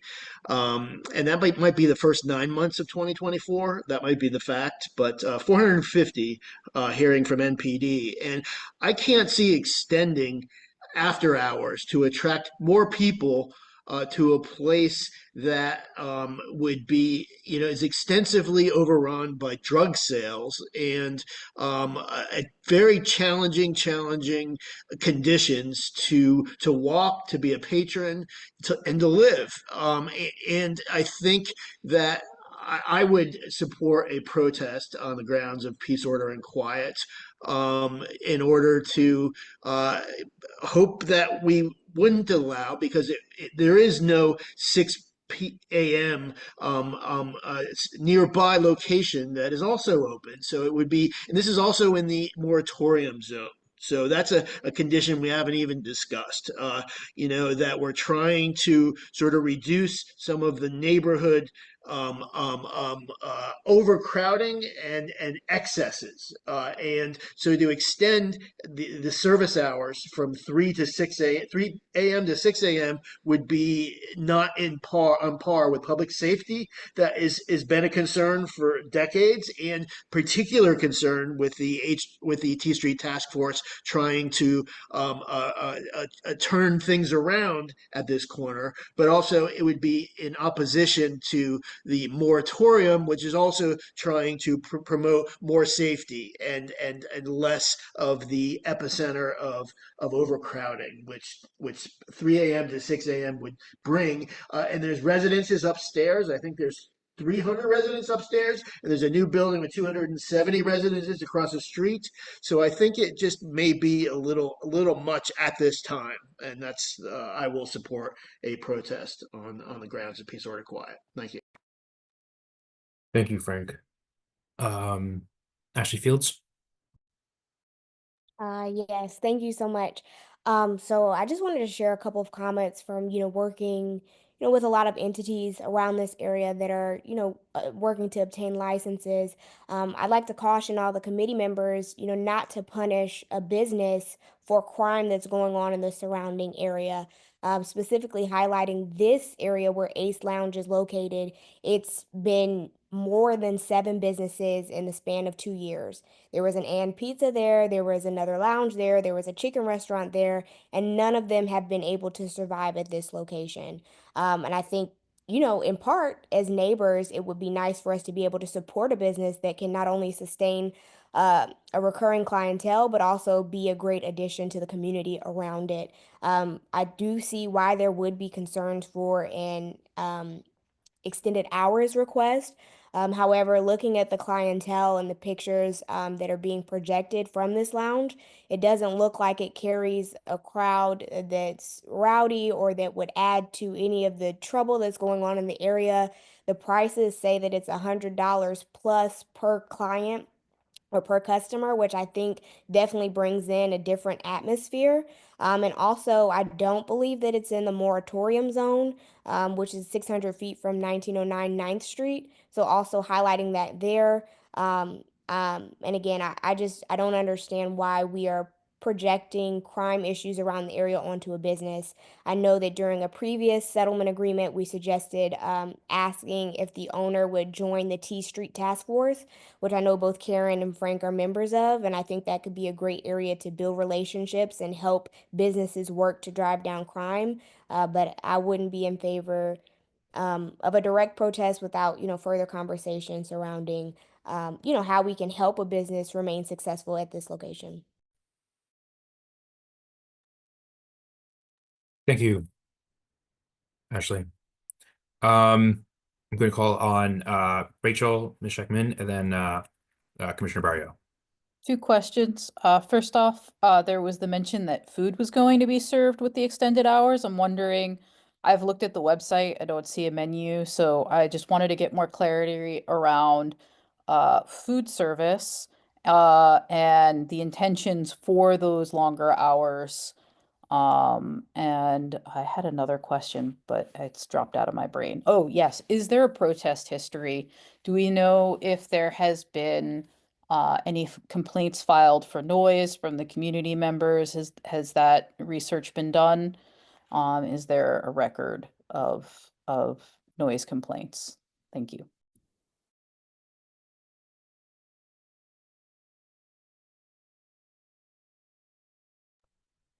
To the last question, not to my knowledge, I haven't reached out to ABCA about this though. I'll let other committee members speak to that too.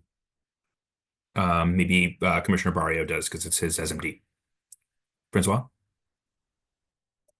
Yeah, no, I mean, I think further outreach is definitely warranted. I know that it's near some apartment buildings, so I'd want to hear from them. I guess I am curious to hear from the owner. Like looking online, it looks like the hours are currently only till 2 to 3 a.m. Is that what they're currently, is that the maximum hours, or are the maximum hours not being used yet? Because I believe there's an extension from 4 to 6 a.m. was my understanding, Stephen. Yeah. The extension is changing operating hours to 8 a.m., 8 a.m. Sorry, yes. I just had it over here and then I lost it. Yeah, I'm trying to find it again. But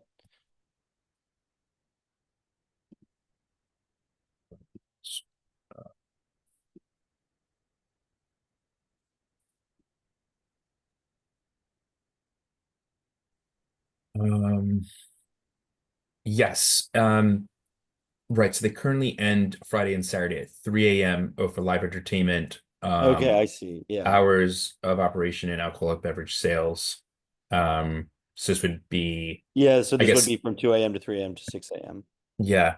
Mr. Filigut, is there a particular reason that this is sought for every day of the week and not just Friday and Saturdays time?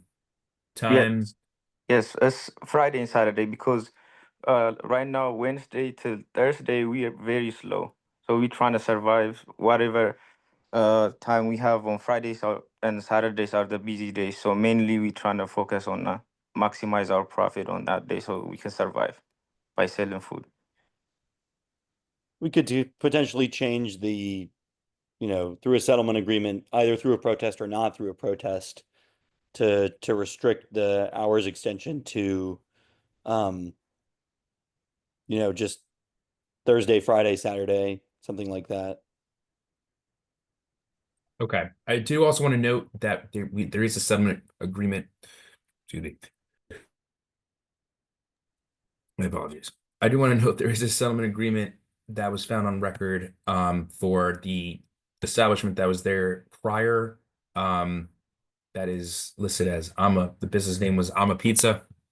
Pizza. There is a settlement agreement there on record. Mr. Filigut, are you aware of the settlement agreement that's currently existing for that establishment? No, sir. Okay. Okay, it's dated to 2018.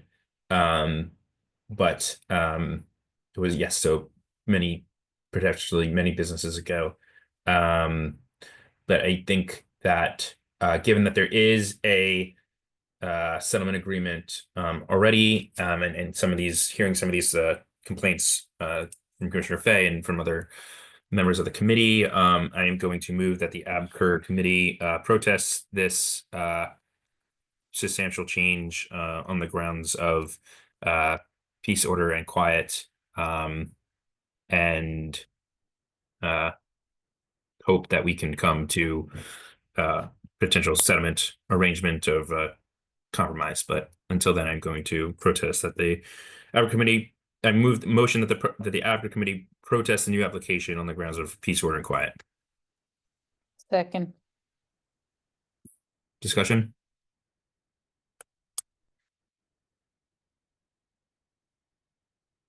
All in favor, please raise your hand.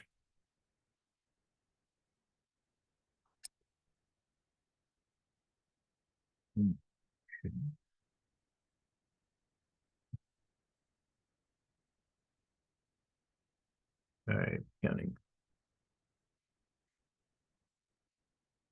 Oh, it's okay. Ms. Gall. All opposed?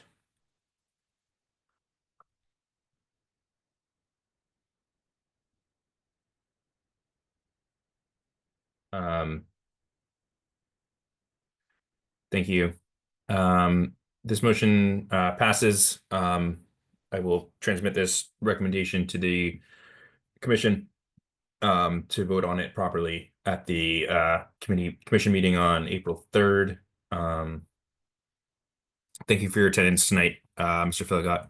I know time is tough, and as Phil says, not everything it's not that things are outside of the ANC's, or it's not just the businesses who are having relating to all these troubles, but I think there are some flags that we want to try and rectify and do our due diligence with. So thank you for bearing with us, and we hope to come to a good compromise with you in the future. All right. Thank you. Thank you.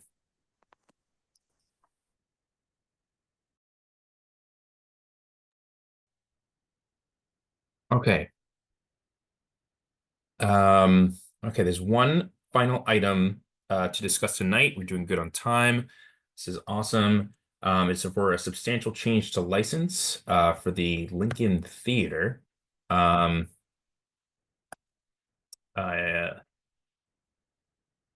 everyone doing? Pulse check.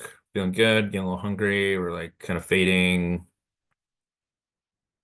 Doing good. Banana chips. Oh, Trader Joe's. I can't even see it, but fine. Here we go. Yeah, so this is a placard that was sent to ANC1B for a substantial change of hours for the Lincoln Theater. Their current hours of operation are Sunday through Saturday, 10 a.m. to 3 a.m. With their current sale of alcoholic beverages from Sunday to Saturday, 2 p.m. to 2 a.m. Their new proposed hours of operation would be Sunday through Saturday, 12 a.m. to 12 a.m. So it'd be 24 hours operation with alcohol sales of Sunday through Thursday, 6 a.m. to 2 a.m. and Friday and Saturday, 6 a.m. to 3 a.m. I think Commissioner Harris has her hand raised.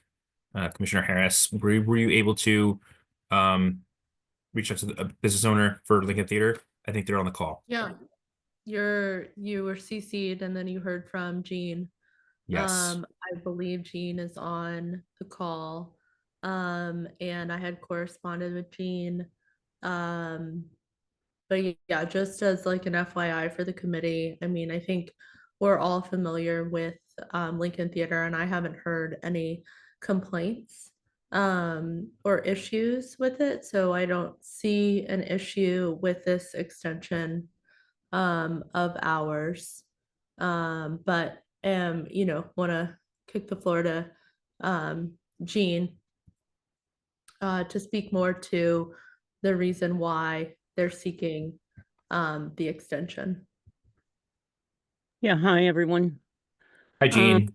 How are you all doing tonight? I'll try to keep this fast because it's getting a little late. So I've wanted to do this for a long time. Our other venues have full hours of operation and full hours of service. Or at least they go until 8 a.m. and 8 a.m. till 2 or 3. And because of the nature of the beast of what we do, obviously, if we don't have an event, we're not open. So this isn't about happy hours or, you know, drinking or anything other than accommodating what we do. An example is every Sunday we do church, and our hours of operation are 10 a.m. And I don't want to admit on something on a recording how often their church might be in there before 10 a.m. And it's just things like that. And on the other end of the day, a band might be there until 3, 4 in the morning, taking showers because their bus isn't leaving until a certain time. Their schedules are very planned, and that happens. You'll see a bus outside the club or something until 4 or 5 in the morning. So that's about the operations. And then as far as the alcohol service goes, there's not a lot of things we do there. We have done some all-day events and things where we have to get one-day hours, one-day, what's it called? Sorry. One-day special exemption or whatever. So that's not a common thing, but we got really caught in a bad situation a couple of months ago that made me think, well, let's just do this and be done with it. And it was, we were obligated to work with the city for a certain amount of events a year. And one of the events was with the Black Congressional Caucus. And these events often happen at the last minute. And by the time they'd finished figuring out the details for the event that was going to happen, it was after hours on a Friday night, after ABC hours on APCA's hours on Friday night. And the event was going to happen a week away, a following Saturday. And they wanted to have alcohol service starting at noon for some documentaries they were showing. It just put us in a position where I had to reach out to ABCA to accommodate us, and I think they were really accommodating the Congressional Caucus and put it on their agenda because the deadline was 5 o'clock on Friday and we'd missed it. So I don't ever really want to be in that position again. Most of the stuff that we do that we know about, we plan ahead, things like that, and I can get a one day, but it's just I'd rather always be in compliance, never have to worry about it, because we're not going to sell alcohol or after hours or, you know, that's just not a part of our operations. And I think most of you all know me, you know us, we've been operating in the community for a long time, and there's a problem, let me know. So that's kind of why we just want to, it's really about always being in compliance and not having to worry about this kind of thing. Thank you, Gene. Oh, I'd like to say one more thing too. When we took over the operations of the Lincoln Theater, I don't know, 12, 13, 14 years ago, can't even remember, but we transferred the license. That's why we don't have the hours that I would have normally gone for. We transferred the license from the previous operators. So that included the hours of operation and hours of service. And that's why we didn't do it in the beginning, or we would have. That's it. Thank you. Thank you. I'm going to turn to Commissioner Harris because it's her single member district. Yeah, thank you. I am not in favor of a protest here. You know, Gene, I know you're on a lot of our calls and really appreciate you taking the time. And I know that if there is ever an issue, we can get in touch with you and get that resolved quickly. So I am, you know, very much in favor. It makes sense in my mind why you're seeking an extension kind of the hours of operation. And, you know, I think Lincoln Theater is a staple on U Street. So I am not in favor of a protest. I will, if the committee even recommends a protest, I will put my foot down at the commission meeting and say that I am strongly against it. I know community members would be strongly against a protest for Lincoln Theater. Y'all are great operators. So I have no problems with this at all. Thank you so much. Thank you, Commissioner Harris. Gonna go with Ms. Gall, and then Mr. Chauvin, and then Ashley Fields. Um, Good afternoon. Well, good evening, Jane. As mentioned, you attend more committee meetings than I do, and that's a lot to say. So you're always on board and always amenable to the community, and always spend a lot of time involved with the goings on in the various areas of concern in our community, especially dealing with public safety and knowing that the Lincoln Theater is a part of our Black Broadway system that has been in existence for quite some time, and to continue continue the atmosphere of opening it for churches and other community activities is a plus. So, as a community partner, Lincoln Theater is a great asset to the community, as well as yourself, because you've been really, really instrumental in making sure that we all work together. And we particularly like working with you with the third district. So I wanted to just put in a recommendation. I don't see a need for a protest for the extension of the hours either. So that's my weigh in. Thank you. Thank you, Ms. Gall. Mr. Chauvin. Yes, not to be, I'll be very short-winded. I'll just ditto all the comments of Commissioner Harris and Ms. Gall. That Jean is on all calls here, trying to be a good member of the community, always open for feedback. I doubt there's any complaints or investigative history. Maybe there's a fluke somewhere over the decades, but they've been in the operating the Lincoln Theater and the 930 Club for decades. And a big operator has a lot of staff to take care of issues. And we're very happy that that's the case, because we don't usually have them, because they're so successful and professional in their operations, and responsive to the community with Gene's presence on most committees, including this one, pretty much monthly for years.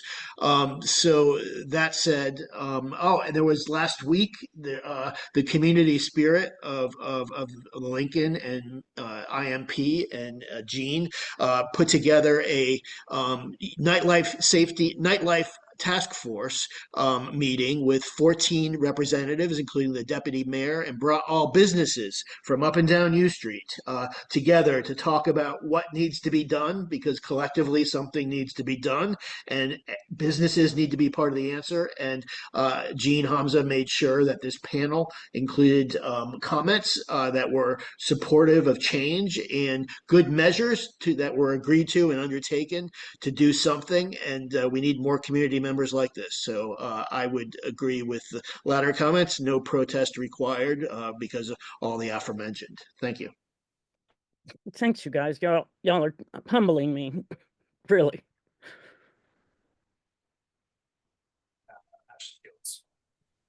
Yes, great to see you on the calls, Jean. I'll just echo everyone else in saying that I see you here often. Fortunately, I haven't got a chance to meet you in person, but hopefully I will be able to soon. I just did want to ask a question about the 6 a.m. alcohol sales. Could you speak a little bit more about why 6 a.m. has to be the start time, and if you would consider maybe 9 a.m. or a later hour, just regarding the alcohol sale? Well, I was actually surprised that 6 a.m. was the start time. I missed it somewhere along the way when they changed that, because I thought it was going to be 8 a.m. It's not a burning issue, but I'd rather just have the full hours. I really would. In my experience, about 40 years in the industry, I can only remember one event we regularly did that they wanted to start early, and the hours were 8 a.m. back then, and it was the Kegs and Eggs with DC 101. I don't know if anyone on here is old enough to remember this event, and it was insane, and I hated it. But there's no burning reason, Ashley, except that I'm old. I do this for the company. I don't know how many more years, but I really love it. So I enjoy you all so much. So I hope to keep doing it for a while, but at some point I'm not going to be around. And can I just say I don't want to put my baby in the hands of other people. I want to protect the company that I love and care about. Does that make sense? I don't know. But to me, it's a part of like just making sure that we're always in compliance. I'm not, as the SMD commissioner, I'm not opposed to the 6 a.m. I think it makes sense. It's just the full hours. It's kind of standard. I appreciate you, Ashley, for raising that. But I don't force it. It's not something that I like. I'm gonna push back on. Like, I think it's fine. Like, I know that you're just seeking the standard hours. And I also know I walk by Lincoln Theater frequently, that it's not like y'all are having ragers at 6 a.m. all the time. Like, at 6 a.m., y'all aren't really even open. So Right. Yeah, and I completely understand, and thank you for answering, Jean, and thank you for responding as well, Commissioner Harris. It concerns me again, and I could save this for the discussion during votes, but that the last entity we, vehemently opposed 6 a.m. alcohol sales, and now we're in support of it. I understand you've been a part of the community, Jean, but I just think that there's, a double standard there, and I'm concerned that, we're not keeping the same mindset for the community throughout. And I think if we opened up opportunities for other business owners to become a part of the community like we have for Lincoln Theater, that more people than we know would definitely, want to join and be a part of ANC meetings once they get to understand what that is. They might want to be a part of task force. They might want to speak up and, be, a 20 to 30 year company or business that serves community members. So I'll leave that there. I don't think I'll vote to protest this, but I would like to have more dialogue surrounding why we're able to break the standard for certain entities that we feel comfortable with or that we might know, and not be open to giving other people that opportunity. Ashley, this is Jean, and I just want to say I absolutely hear what you're saying and take no offense. I'm actually in agreement with Ashley on that, because I do believe that we do need to set a consistent precedence where it's even across the board. So I don't think we should have one criteria for one and not for the others.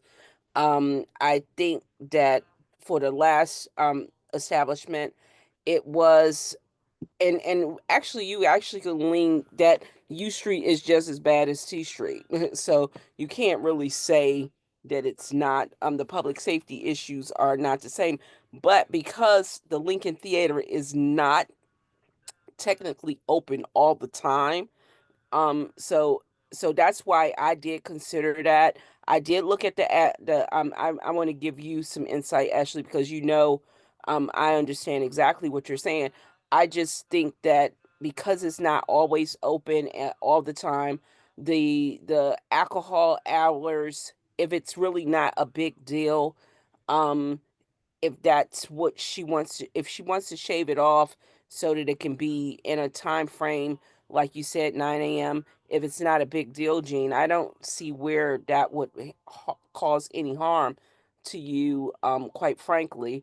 But the safety concerns and the standards is really, really essential. We do need to have a even criteria for all the businesses in the area. So I'm in agreement with you there, Ashley. But I do understand that the Lincoln Theater they're not one of the bad actors in our area. That's Thank you. where I Thank you, Just Ms. just Gall. one quick thing, Commissioner Hanrahan, sorry. I agree with you, Ashley and Ms. Gall, of wanting to establish that kind of even playing field, but we're not comparing apples to apples here. Lincoln Theater is an entirely different type of establishment than Ace Lounge. They run 930 Club, they run the Atlantis, it's a much larger group. So they have a higher risk, but they also have a lot more support and staff. And so I'm going to push back and say I'm willing, like, and it's in my SMD, and I walk by there almost every single day. This is just standard hours. And if we ever have an issue, like, Jean, you're always on these calls.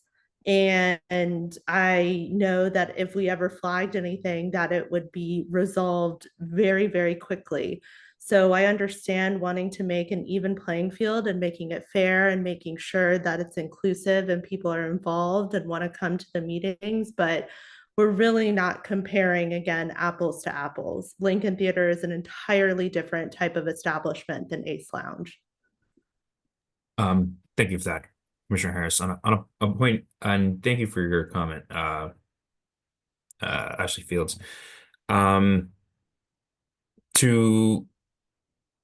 To a point of technicality, I think the other applicant was applying for up until 6 a.m.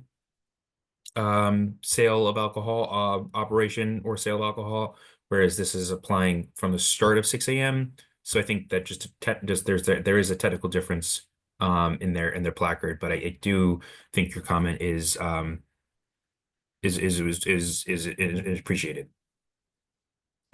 Ms. Scheckman, you had your hand up briefly. I don't know if you would like to still talk.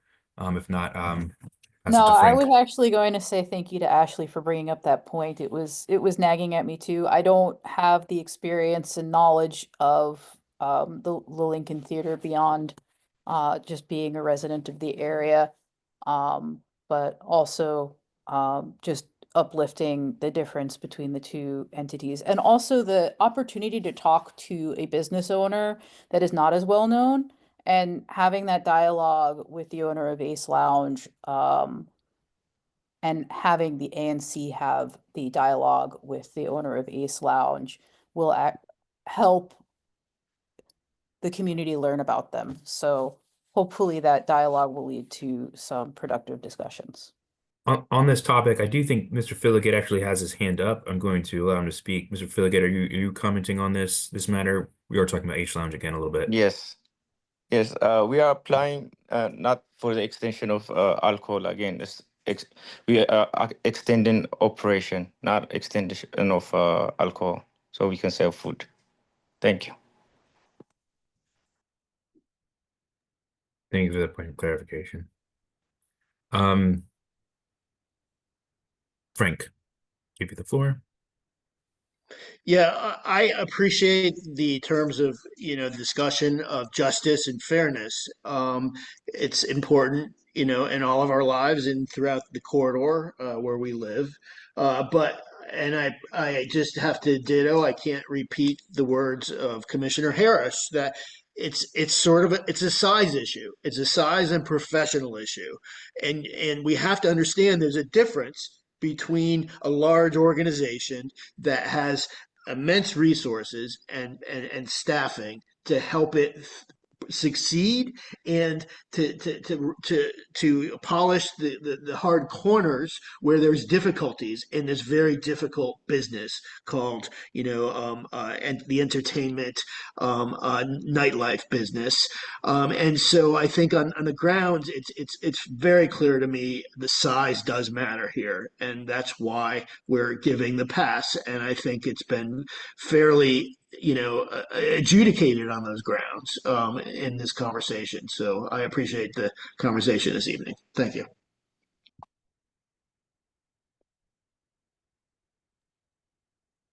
Commissioner Harris, I'll give you the last word, and then on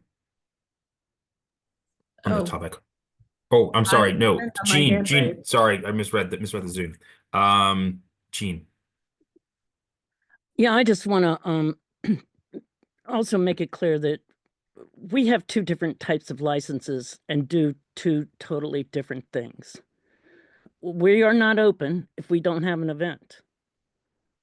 We're not trying to I can understand what's going on.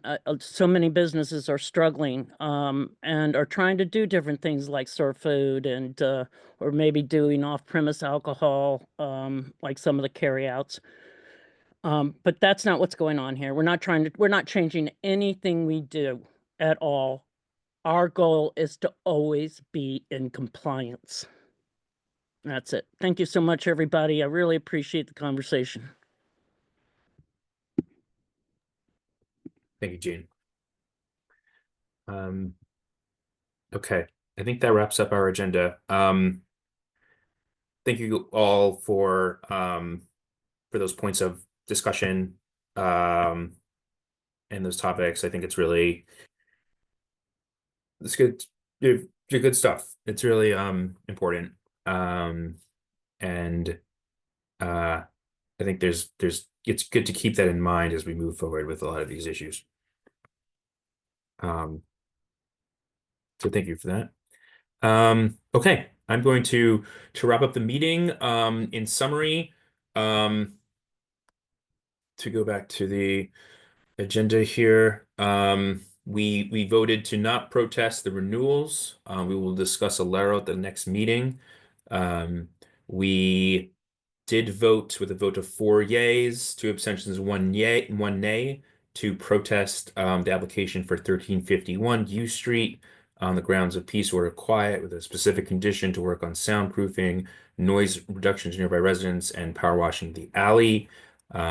We will hope to connect the business owners with Commissioner Harris to try and come up with a settlement agreement and hope for this business, or just to connect with them, but we are protesting.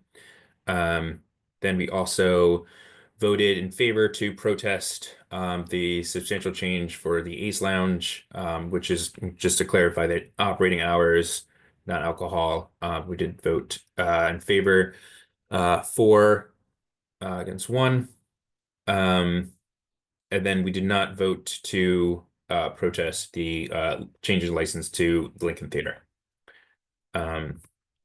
Okay, I'd say we just went over the time limit about 9:15, but I think, oh, Ms. Gall, yeah, let's get a final word here. It was just an emphasis to make sure that we have the investigations added to our placards when we receive that for our meetings, and then also to ensure that each one of the commissioners have had some engagement with the establishment owners prior to our meetings, so that they actually had contact with them as opposed to establishing contact during these meetings.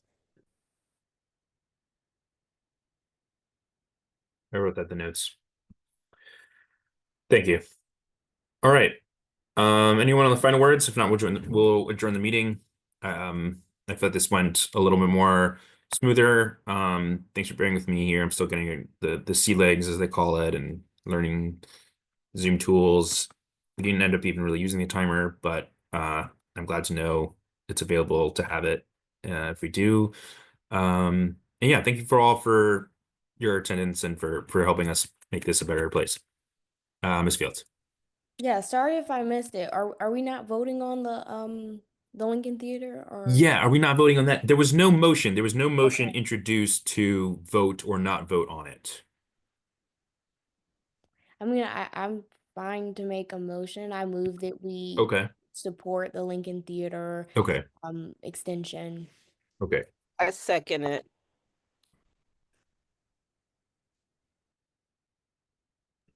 I do not. Any discussion?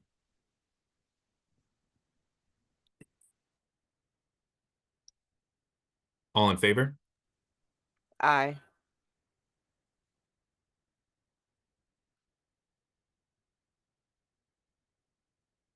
It's unanimous. 5 participants voted to support it. Great. Thank you for that.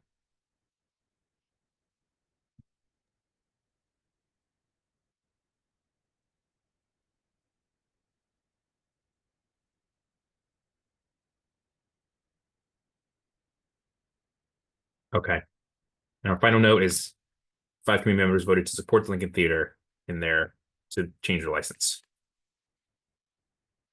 Okay. Thank you all for attending. It's late. I'm gonna grab some dinner. Next meeting will hopefully be scheduled. I think we'll be still scheduled at the April 16th, Wednesday, regular time, third Wednesday of the month, 7 p.m. Oh, Mr. Ruckers says his hand up. And I have my hand up because Commissioner Phillips, excuse me, Ashley, she didn't get a chance to vote on the timer, and since you have her here, I guess you can have her weigh in if you don't mind. Can we Because that can we move that to the next meeting? Just we might Yes, have sir. some more folks from the whole committee there too as well. Yes, sir. I just wanted to make sure that she was aware of it. That's all. Thank you, Ms. Call. Mr. Ruckers, do you have your hand raised? You mentioned something? No, I'm going to adjourn the Yeah, meeting. that was a mistake. Sorry. Thanks for coming back. Okay. All right, everyone. Well, thanks for joining. I will transmit the items to the ANC commission meeting that happens next week. Hope to see some of you there. If not, see you next time. And have a good evening. Have a good weekend. Thank you. Great job. Have a nice one. Good night. Thank you, Ms. Call.